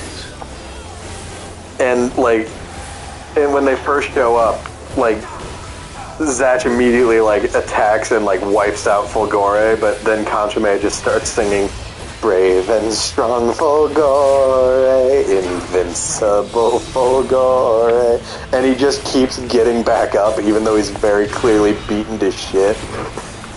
And the species is called Mamoto? Yeah, Mamotos, that's it.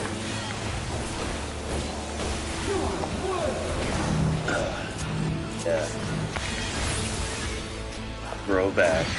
the mid 2000s. That also was interestingly implemented into like the toy market at the time, because they made a card game where you were meant to get like a little card holder book that that looked like the spell books from the show. Right, I remember that. I remember some commercials for it. I definitely had some Zatch Bell cards. I think I actually had Zatch. But, now I'm trying to think of other things from the 2000s that are very much no longer here. Like, one of those, like, weird, like, magnetic beans that you could flick around. Mighty Beans? Or what was it? Mighty Beans. Yeah, Mighty Beans. Yeah, I had like a Ninja Turtle once when I was a kid. Do you remember the attempt to appeal Magic the Gathering to kids and anime fans? Yes, I do. Chaos? Duel Masters? Oh, Duel Man. Yeah, I do remember that. It was there. Again, it was literally like an attempt to, like, by the creators of Magic the Gathering to get what Yu-Gi-Oh had. Can't blame them. Yu-Gi-Oh was such a fucking huge hit over here. But here's the thing. One thing they did that backfired was they tried to dumb it down to make it more appealing to kids, and eventually it just became a completely different game that was incompatible with Magic the Gathering. Well, wait a second. Isn't Yu-Gi-Oh already kind of Magic the Gathering? Not really. I guess Pokemon was more Magic the Gathering. Yeah, Pokemon was more similar.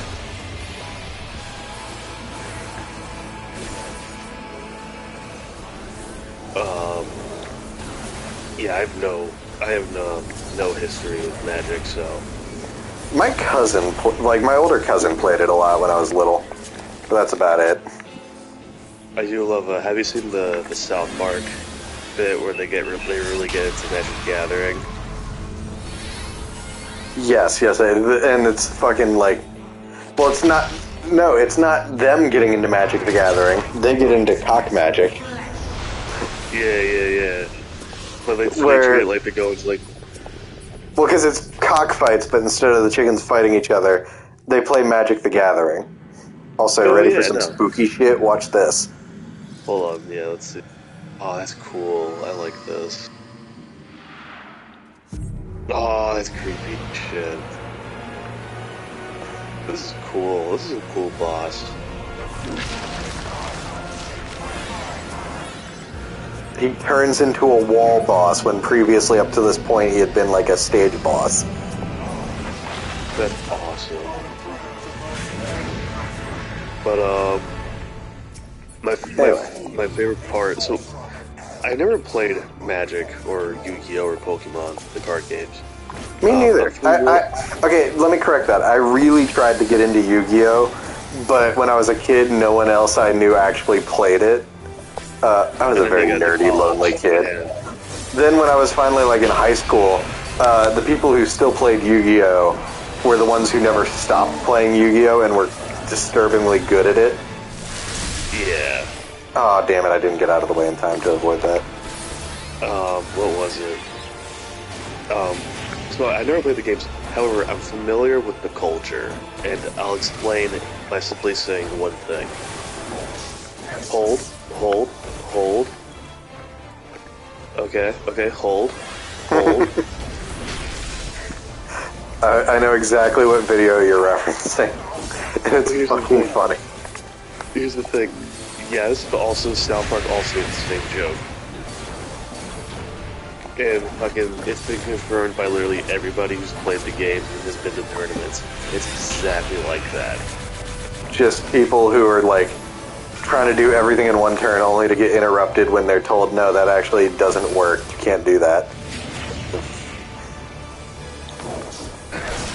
Like, look. I mean, look, it's tournament shit, so of course, but, What do you think is the most embarrassing thing you could do at a tournament for Yu-Gi-Oh? Be there. I was gonna say play one of the like famously banned cards like Pot of Greed or Monster Reborn. Did I go a little too hard with my joke? What do you mean? Oh yeah. You said what's the most embarrassing thing you could do at a tournament? I said be there. Well, yeah, but that's unspoken. Yeah, no. I'm fucking around. Do that shit. It's fucking fun. No one cares. If that's what you enjoy, don't let anyone fucking tell you not to. Yeah, no, it's fucking, it's hard. Fucking adults go play cards all the time and they lose money doing it. You're just doing it because you enjoy it. Yeah, some people do it, put money on it, and then lose all their money, have to sell their house, their wife just left them, they should quit the kids. But, fuck, I don't know. Like, I've never been to enough tournaments. Like, I've never been to a tournament, but yeah, I feel like just not understanding a lot of the basic rules would be kind of embarrassing, especially if you're someone who's been playing for a while. Like, definitely, like, not knowing, like, certain aspects of the culture, like, yeah, this card's... Because, like, what's it? The pot. That's Pot of Greed. Yeah, Pot of Greed's famous. famously been banned for years at tournaments. And what's the other one? Oh, fuck, hold on. Another cool part coming up. Let me see this.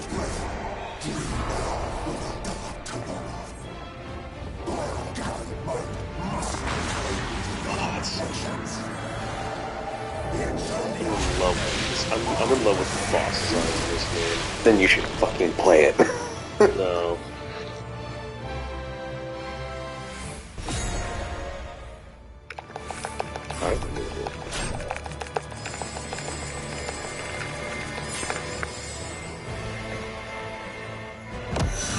I didn't know you had to turn into a fucking fox main to play this game.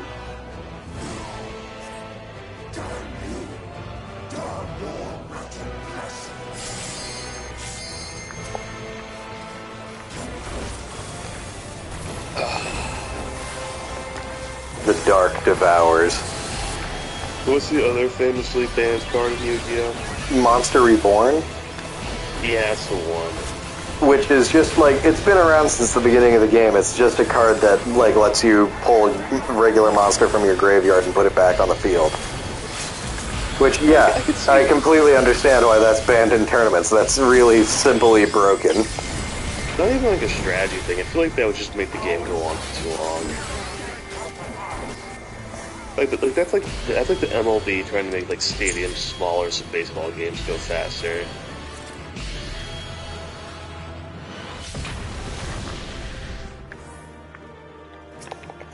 Ooh. Yeah, before I hop off, there's one boss fight I want to show you in this. I wonder how long it would take to queue for it. It would probably go faster if I play as tank, but do I want to play as tank? That's up to you, buddy boy. Fuck it, we're going to. The Seat of Sacrifice. Less than 5 minutes. 5 minutes. Less than. It's basically the minimum it can show. Oh God. This is. I'm definitely trying to get this show to be more podcasty rather than streamy, if you know what I mean. The thing is, I never have anything to talk about when I get on here. We talk about everything we want to talk about before we hop on. What the fuck did I watch today? Oh, I watched SLC Punk, the movie with Matthew Lillard. Like from the 90s, I think. It was good. There's a really trippy acid scene in it that I really liked. I don't know. How's family vacation been? Good. I'm heading back tomorrow. Like, my whole family's got like plans to like kind of drift back to the house within the next day or two. Yeah, I'm just going to go back to the house, do some blow. Oh my god, Tim. You haven't. So we mentioned briefly the Bukkake Mickey ears. Yeah. We didn't reference some key fucking flavor text they gave them. Because they tried to say that, like... So recently they've tried to characterize Minnie as a fashion designer so that they can, like, incorporate, like, certain, like, clothing and stuff into the merchandise. Yeah. Minnie is dripping with excitement as she celebrates the centenary of the Walt Disney Company. No. In her typically fashionable style with this ear headband, part of the Disney 100 Platinum celebration. Guys, no one proofread this? What happened? So, 2 tweets I'm going to read to you. The first tweet, holy shit, Babu Frick is back in Star Wars. Yeah, he's in The Mandalorian Season 3. Which somebody replied, I'm sorry, Star Wars fans, but you'll never beat the Glup Shido allegations. No, they never fucking will, and they don't deserve to.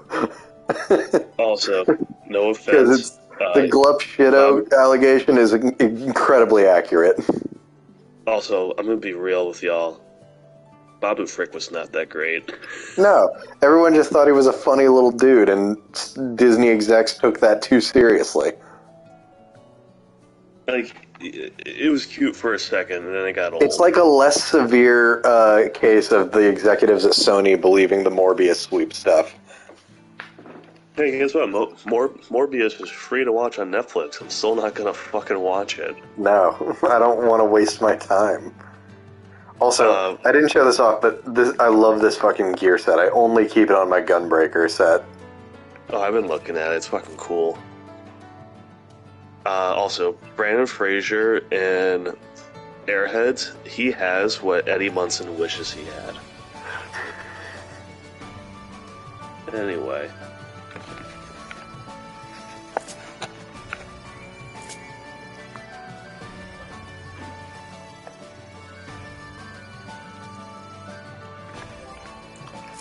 Oh, right. While I'm waiting for this, I forgot what else I was going to do. Marvel's Disney really purchased Fox and basically destroyed a film studio with about 100 years of history to it to possibly eventually make an X-Men movie when they feel like it. Yeah, when they get around to it, you know. Which they never will.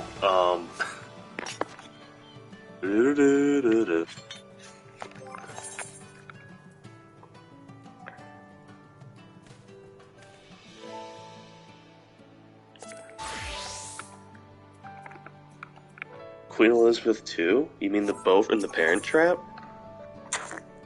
Thank you, Moss Hag on Twitter for that joke.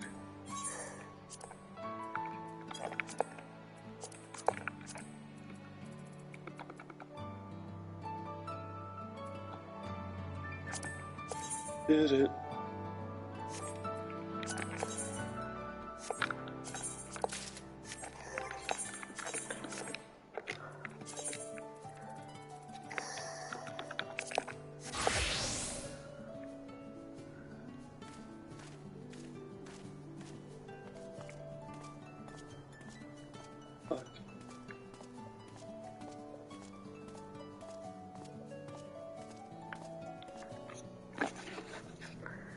Bring on audio for big. Oh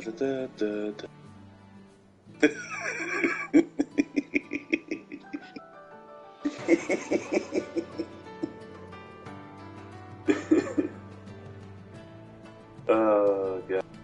I'm just gonna post this in the number. But man, Jack. Hold on. The new Popeye movie looks great. What the fuck? This is a picture of Ludacris from the music video for Get Back. Weird. You know, for some reason he just had giant hands in that music video. Wanted to.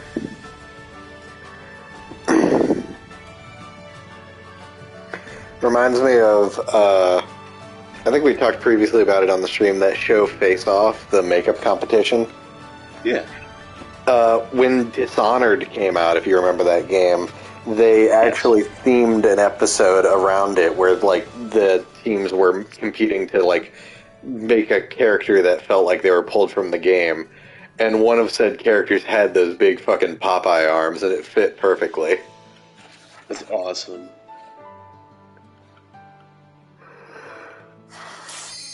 There it is. Alright. Oh, did you hear Rayman? Yes, Rayman is finally, like, back in a spin-off of his own series. It's a spin-off of a spin-off of his own series. Yeah. It's like fucking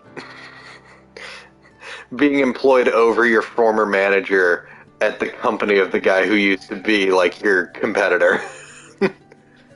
Basically. I will say this.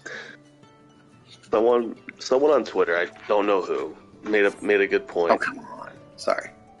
The only thing we've seen of that teaser is Rayman's hair and like the top of his head. Are you worried he's going to be a rabbit? Yeah, it's just going to be a rabbit hat. That would be the ultimate, like, kick in the dick. So yeah, Tim, we're fighting the Warrior of Light. That is cool. Like, the original, like, the mascot of the original game. So, this design is basically used whenever they want to refer to the Warrior of Light from the first game. It's actually art made by Yoshitaka Amano to represent the night job in the first game. Yeah. And it's just become synonymous with that entry in, like, the beginning of the series. He's fucking cool as shit, so I understand why. That reminds me of, was it Angelo Mon? Oh, Angemon? Yeah. This battle shall be our life. He has fans. I do know a thing or two about Digimon. Like, for instance, Digimon the movie has a kickin' soundtrack. The soundtrack that introduced an entire generation to ska music. Well, that and Tony Hawk, but yeah. What happened? I don't know. Everyone avoided that attack, but we all died. What? Interesting. Weird. Does that normally happen? Oh, okay, we didn't get full heal when we had the Doom. Okay. The healers didn't get us full healed in time, I see.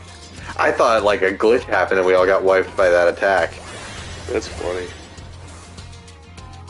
You know what my favorite part about Digimon the movie is? The last song in the movie is Semi-Charmed Life by Third Eye Blind. That's a song about doing meth. And? Like, how are we gonna end this kid's fantasy movie? Oh, yeah, okay, I see what happened. So the big thing with this fight is he uses basically, like, hyper-powered versions of our own attacks against us. Wait, because he's the Warrior of Light. Like, is this dude's tag Kaiba? Jesus. Maybe it might. Oh no, Kiba. That's I don't know what that's a title for. It's probably from some achievement I don't have. Jeez, I hope Kaiba doesn't realize I should play my expired driver's license. 2, 1. Okay. But so what he just used was, like, he turned the Dark Knight's anti-tank buster against us, where I believe that's called a tumbler. How that works for the Dark Knight is basically when they use it, if they activate Living Dead and then just get dropped below full HP, or when they get, if they get dropped below their 1 HP, they regain some health, but they become walking dead, and if they're not full healed by the time that wears off, they die anyway. So what he did was weaponize that against us. Got it. Also, you're not gonna acknowledge my really awful joke. Sorry, I'm focused on the fight. You said, like, the Dark Knight has, like, a buster, and, like, I think it's called a tumbler. Because the Dark Knight, the Batmobile is called a tumbler. Yeah. Oh yeah, and then he summons this Bahamut lookalike. That's cool. Whereas ours is blue, his is like twice the size and red. I kind of like this, like, arena you guys are in. It's kind of cool. Oh yeah, it's atop the Crystal Tower, which is like us. So the Crystal Tower is a set of dungeons from Final Fantasy III that plays a decent role in the story of this game. Now, when you say Final Fantasy III, do you mean Final Fantasy I mean the 3? actual Final Fantasy III, not Final Fantasy, I think it was 4? 6? Was it 6? No, 6, or yeah, no, 6 was branded as 3 in the US. Yeah, You're I think right. 4 was branded as 2. I think. Yes. Or was it 3 that was 2? American localization of Final Fantasy games was very confusing back in the NES days. Also, this part's fucking cool. He decides he can't fucking we're too annoying to kill, so he's just gonna banish us. That's awesome. This part's really cool. Proceeds to get his ass kicked. Oh, this is awesome. That reminds me of Mephisto's Realm from Ultimate Alliance, but it's purple instead of red. Even should you break free, there's no way back.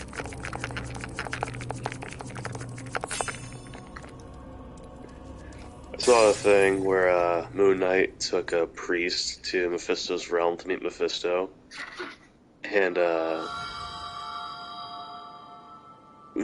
priest is like, "Is that Satan?" Moon Knight's like, "No, that's Mephisto. He's the ruler of hell." He's like, "Oh," he's And like, so it "Yeah, there's ends multiple." in unceremonious silence. And then the priest, and then Ghost Rider's just like, "But there's multiple hells. How many hells are there? 13. Ah, of course." What the You! Plague Knight? It cannot be!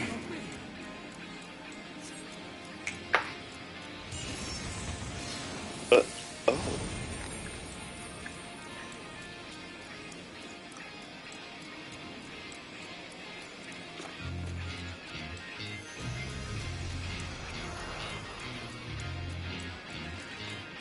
He just kind of waved off, like, alright, bye, dude. Of light!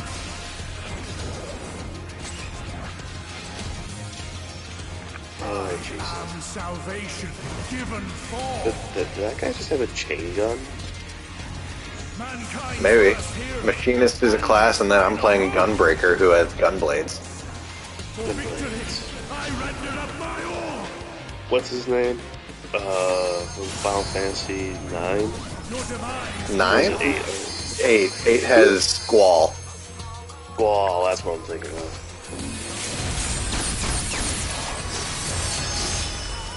No Squall. You aren't seeing. I have. You still stand.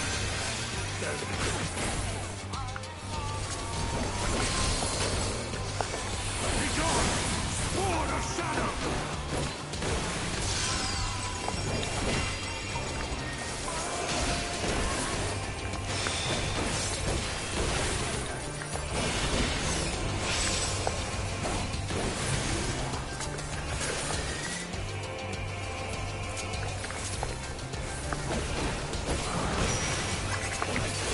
Oh, gee. Beavis. Do you have any Beavis in your life?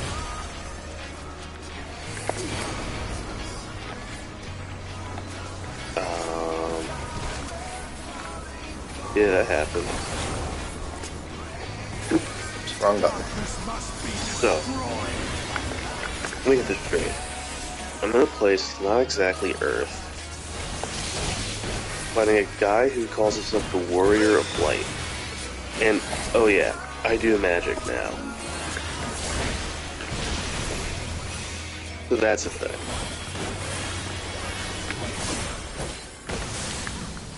My job's weed and talk and not distract him. I'm 2 in the zone, and I'm not even the main tank. He's in the zone. Auto zone.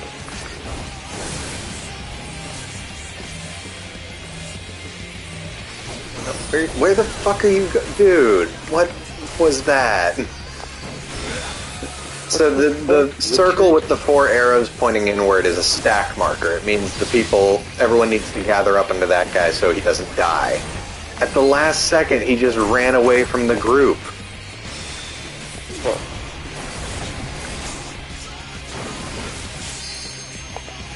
Oh, he says he's stoned. I suppose that's an excuse. I mean, you guys got this far. You say that like we haven't only taken out 1/3 of his health. Yeah. And he's starting to cast limit breaks.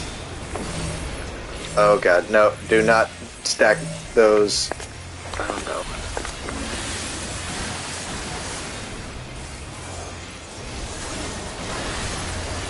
Yeah, you... Oh, god damn it. Okay, guess we're going in.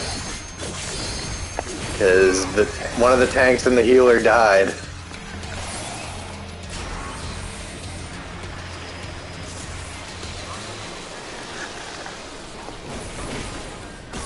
I say one of the tanks like I'm not the other tank. Get him, man. Oh, good. Now he's doing this. Just pay attention. You're laughing. A whole country of Wallace and Gromit characters was sad, and you're laughing.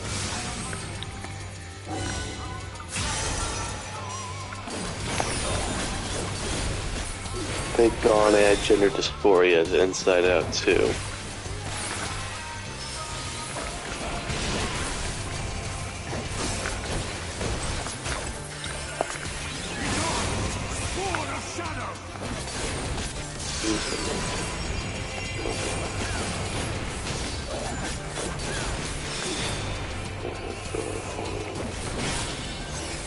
Huh.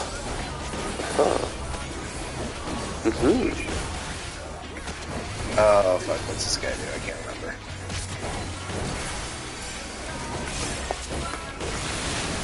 I just saw a picture. It's a baggie that says Fantastic Four, and it's just like a stretchy hairband, a lighter or like a match, and an orange rock, and then nothing else. Smart asses are getting too smart.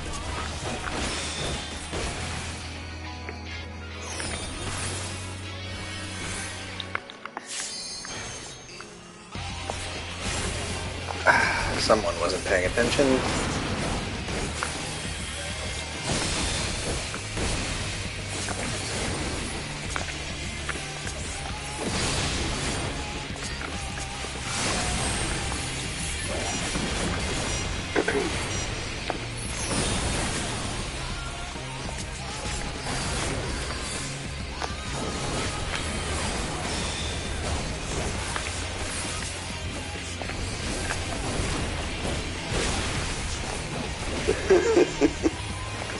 There's an image of a dog sitting in a wheelchair, and one of the captions says, "Just serve this dog."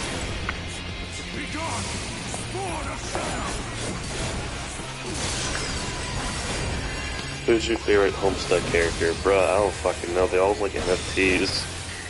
They fucking do. I hate that that's how accurate that fucking statement is. It's harsh. Alright, 2 black mages, what do they do again? Meteorize? I never got into Homestuck. I mean, neither did I. I don't actually, I think, know anyone who's really at least talked about getting into it. Like, I'm not gonna say it's bad, because I really have no familiarity with it to even make a fucking opinion.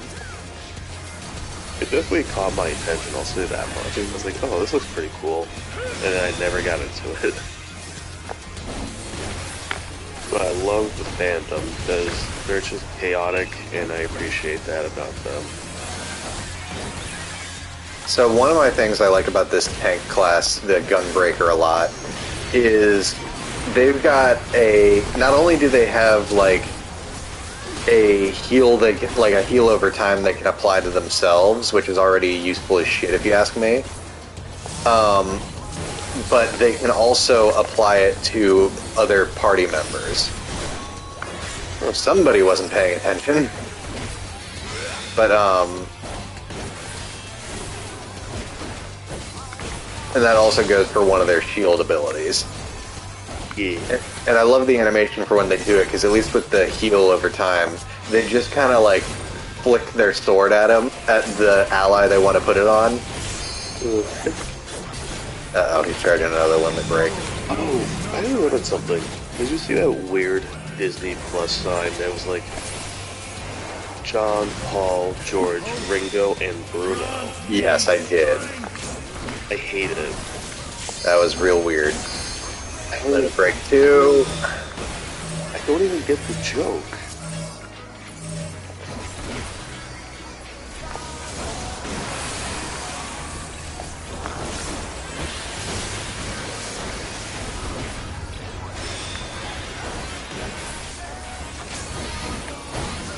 I do love this fight, because even the limit breaks he's using against us are mimicking the limit breaks of actual, like, in-game jobs. Yeah, I accidentally just closed the share screen. Like, the meteor limit break he just used on us was the Black Mage's limit break 3.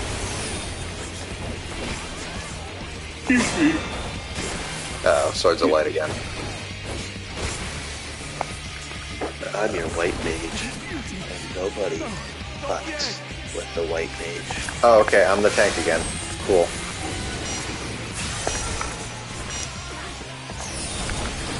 So I can play the Left 4 Dead music. Oh, and both the healers are dead, that's great. And the mages that can res them are also dead. Oh, fuck me. So, Dragoon LB, Dragoon LB. We need to end this. I beg you. I believe in you. You got this. Don't you dare stop. Well, it's only me and 2 DPS characters, so we'll see.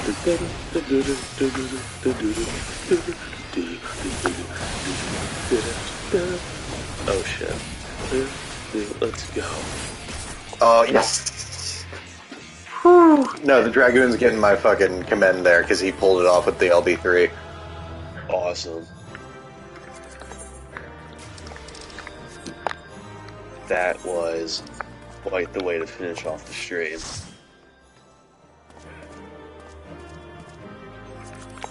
I got really pumped up for that. No, there's some boss fights in this game that are just fucking cool. Also, I want to take a moment to appreciate how fantastically they translated the design of the OG Warrior of Light into this game's style. Yeah, he's cool as fuck. I've also always loved his sword, just... I can't get too close in first-person mode, but how wispy the crossguard of it is. Yeah, dude, I love sword designs like that a lot. Also, that's a nice-ass cape. Yeah, you gotta appreciate a cape. Although, before we wrap it up, I will say, before that boss fight was put into this game, you could dress up as that original Warrior of Light. Hold on. I've got to go put something together.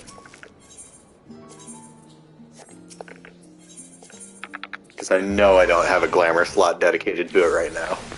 But it's still in my glamour dresser.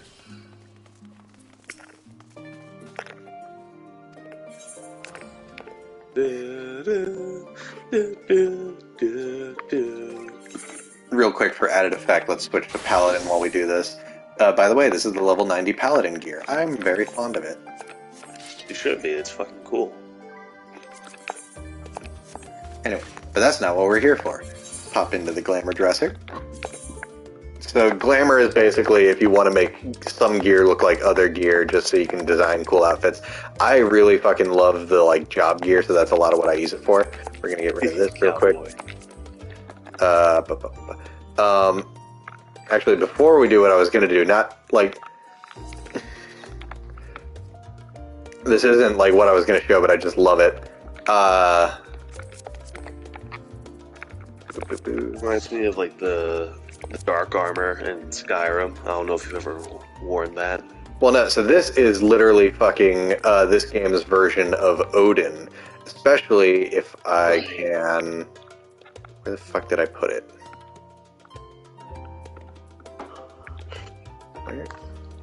Where's the paladin gear? Oh, there it is. And then... So now it's literally this game's version of Odin. Minus this cape, unfortunately. But anyway, that's not what I came here to show you. No.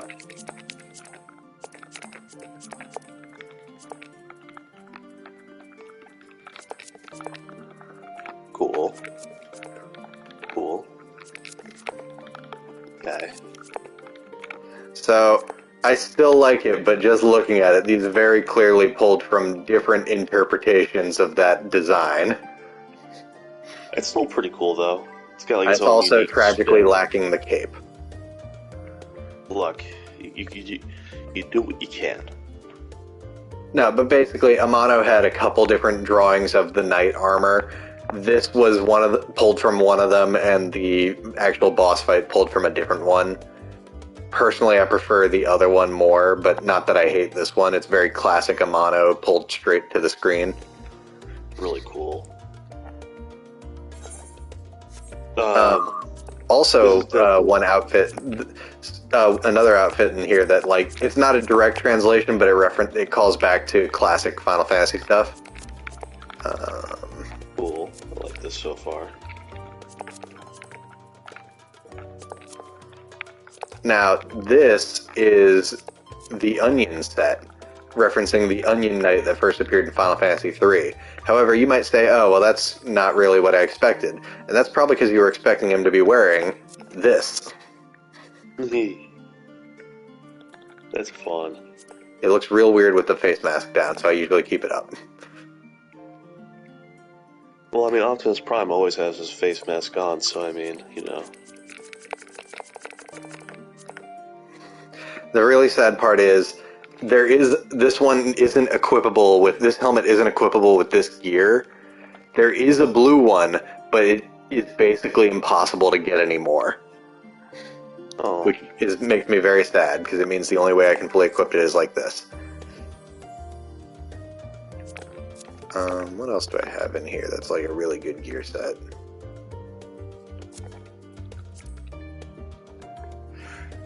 Oh, because it'll make Kevin happy. The Thug's mug from Dragon Quest. Is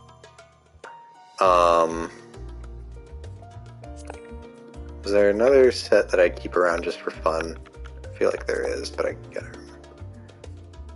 Oh, when I'm feeling just not really a summoner, but more of an arcanist.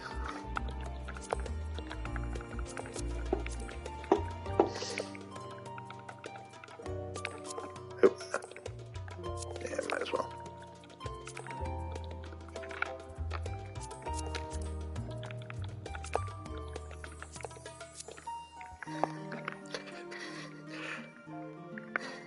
I didn't know you had a persona, Jack. Nah, it's just the Ruby Carbuncle. Uh-huh. But also, other thing from that Kevin will enjoy if he ever goes back and watches this. I would argue we have plenty of highlights in this episode for Kevin. The Rathalos set from the Monster Hunter crossover. That's cool.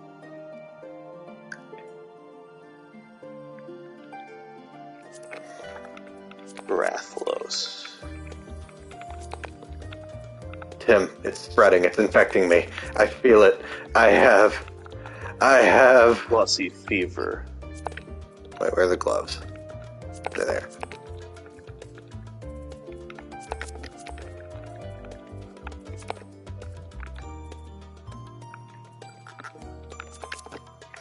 It's spread, Tim.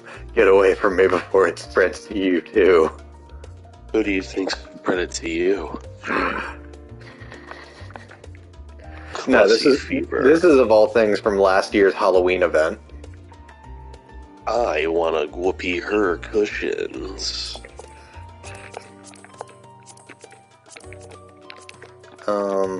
There's a handful of cosplays of former Final Fantasy protagonists, including, because it's relevant to what I was just talking about playing. Oh god, Final Fantasy 15.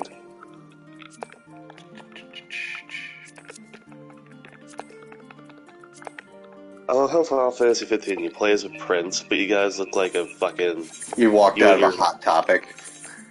No, not even that. You and your entourage look like a fucking J-pop band. I mean, it kind of works with the Gunbreaker gear, actually, because Noctis's like signature blade is the engine blade. It's not a gun blade per se, but it works. Also, if you think that's not bad enough, the same event that let me get this outfit also had one other factor you could get that is arguably way better than the outfit. All I know about Final Fantasy 15 is everybody really likes the mechanic. Oh, Cindy, Sid's granddaughter. Yeah, everybody likes her, apparently. You know what else they like? The car. The car. Batmobile. Depends. Can the Batmobile fly? Some iterations. It's funny, because my roommate sophomore year, he played 15 a lot, and I watched it, just because I was bored and had nothing to do. And apparently in that game, you have to like hit a certain speed limit to get it to fly.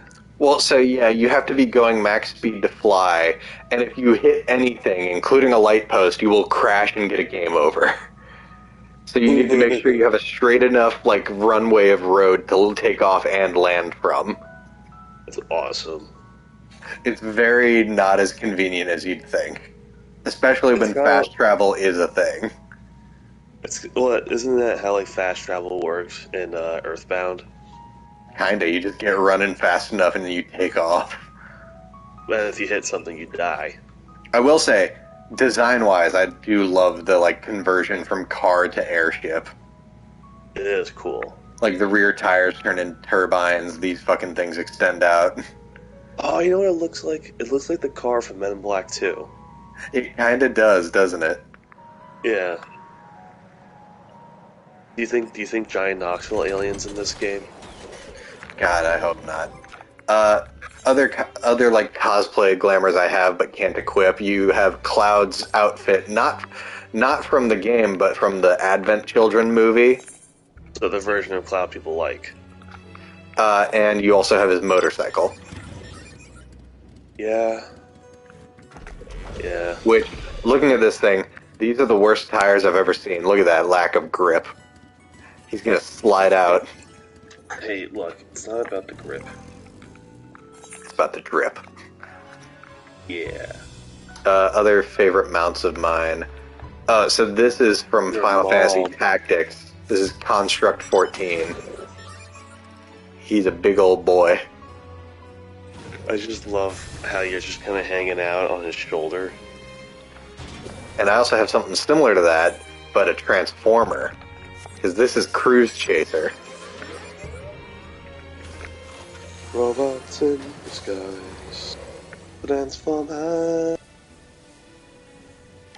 Then meets the eye. What other? Oh, from the Yokai Watch crossover from way back when. The Whisper a Go. That's fun.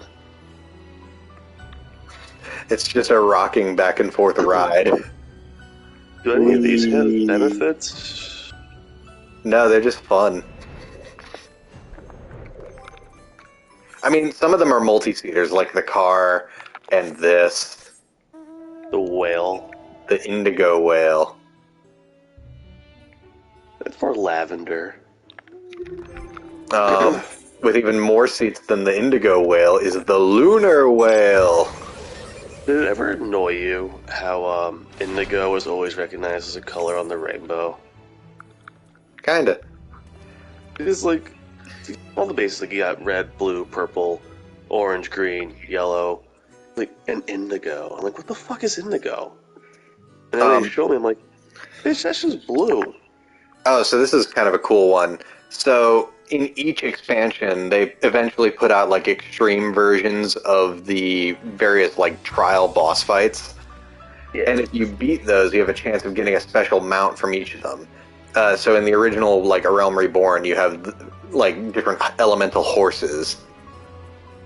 And if you collect all of them, you get the Kirin.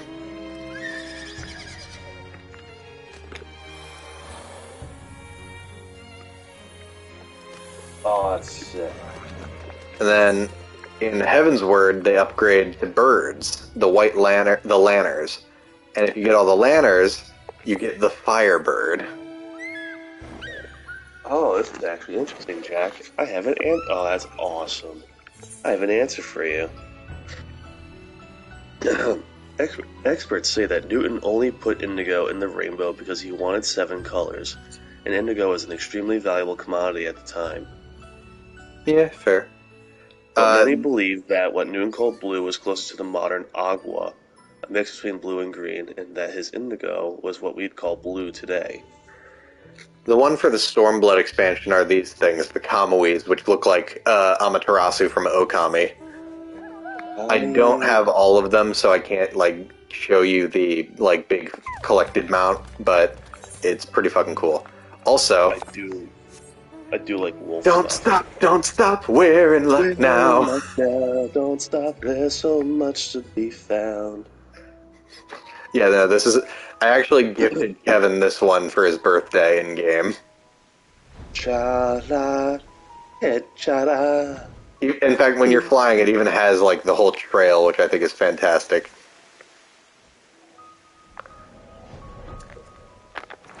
What else is a good one? Oh, this is from the most recent like tribal quest line. Evil.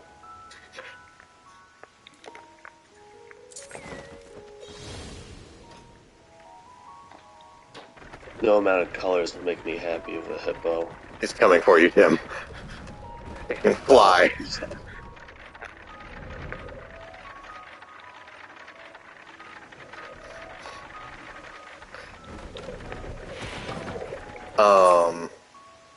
Let's see. Oh, I've got this. The rolling tankard. I love how I just poke out the top. And also... But of course, when we take off, safety first. I just fucking pop down into it, and then when I land, boop. He's a tank. You look like Hitler when he was in Dragon Ball Z. Thanks, you ruined it. Oh, and wait. Well, that doesn't make sense. This is just a snowman.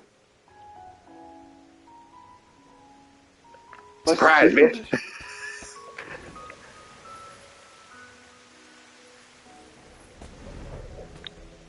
Excuse me. You're wondering why I'm trying to be quiet. It's because my youngest niece is sleeping in the room next to me.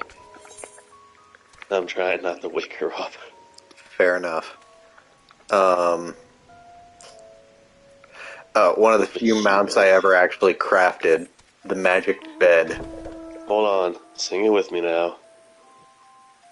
Fly. What? Oh. Fly. He's a magical bed, he's flying through the sky on a magical journey just for you and I. I do think it's funny the headboard flies forward. Yeah. Kind of makes it difficult to see where I'm going. Look Have out! you seen that Tom Skip bit? Of course I have. It's a magical dream bed flying through the sky on a magical adventure for you and I. You and I. Where's the bed? We killed him. We killed him. He's dead. Do you believe in God, Frank? Real quick, this is the pose of a man who knows he's being suspended by a bunch of living explosives and knows you can't do a damn thing about it. That's fair. It's all about just making the. Like that's a villain pose if I've ever seen one in my life. Mount showboating to someone who doesn't play this game. We're gonna call it there, everyone. Good night. Good night, everybody.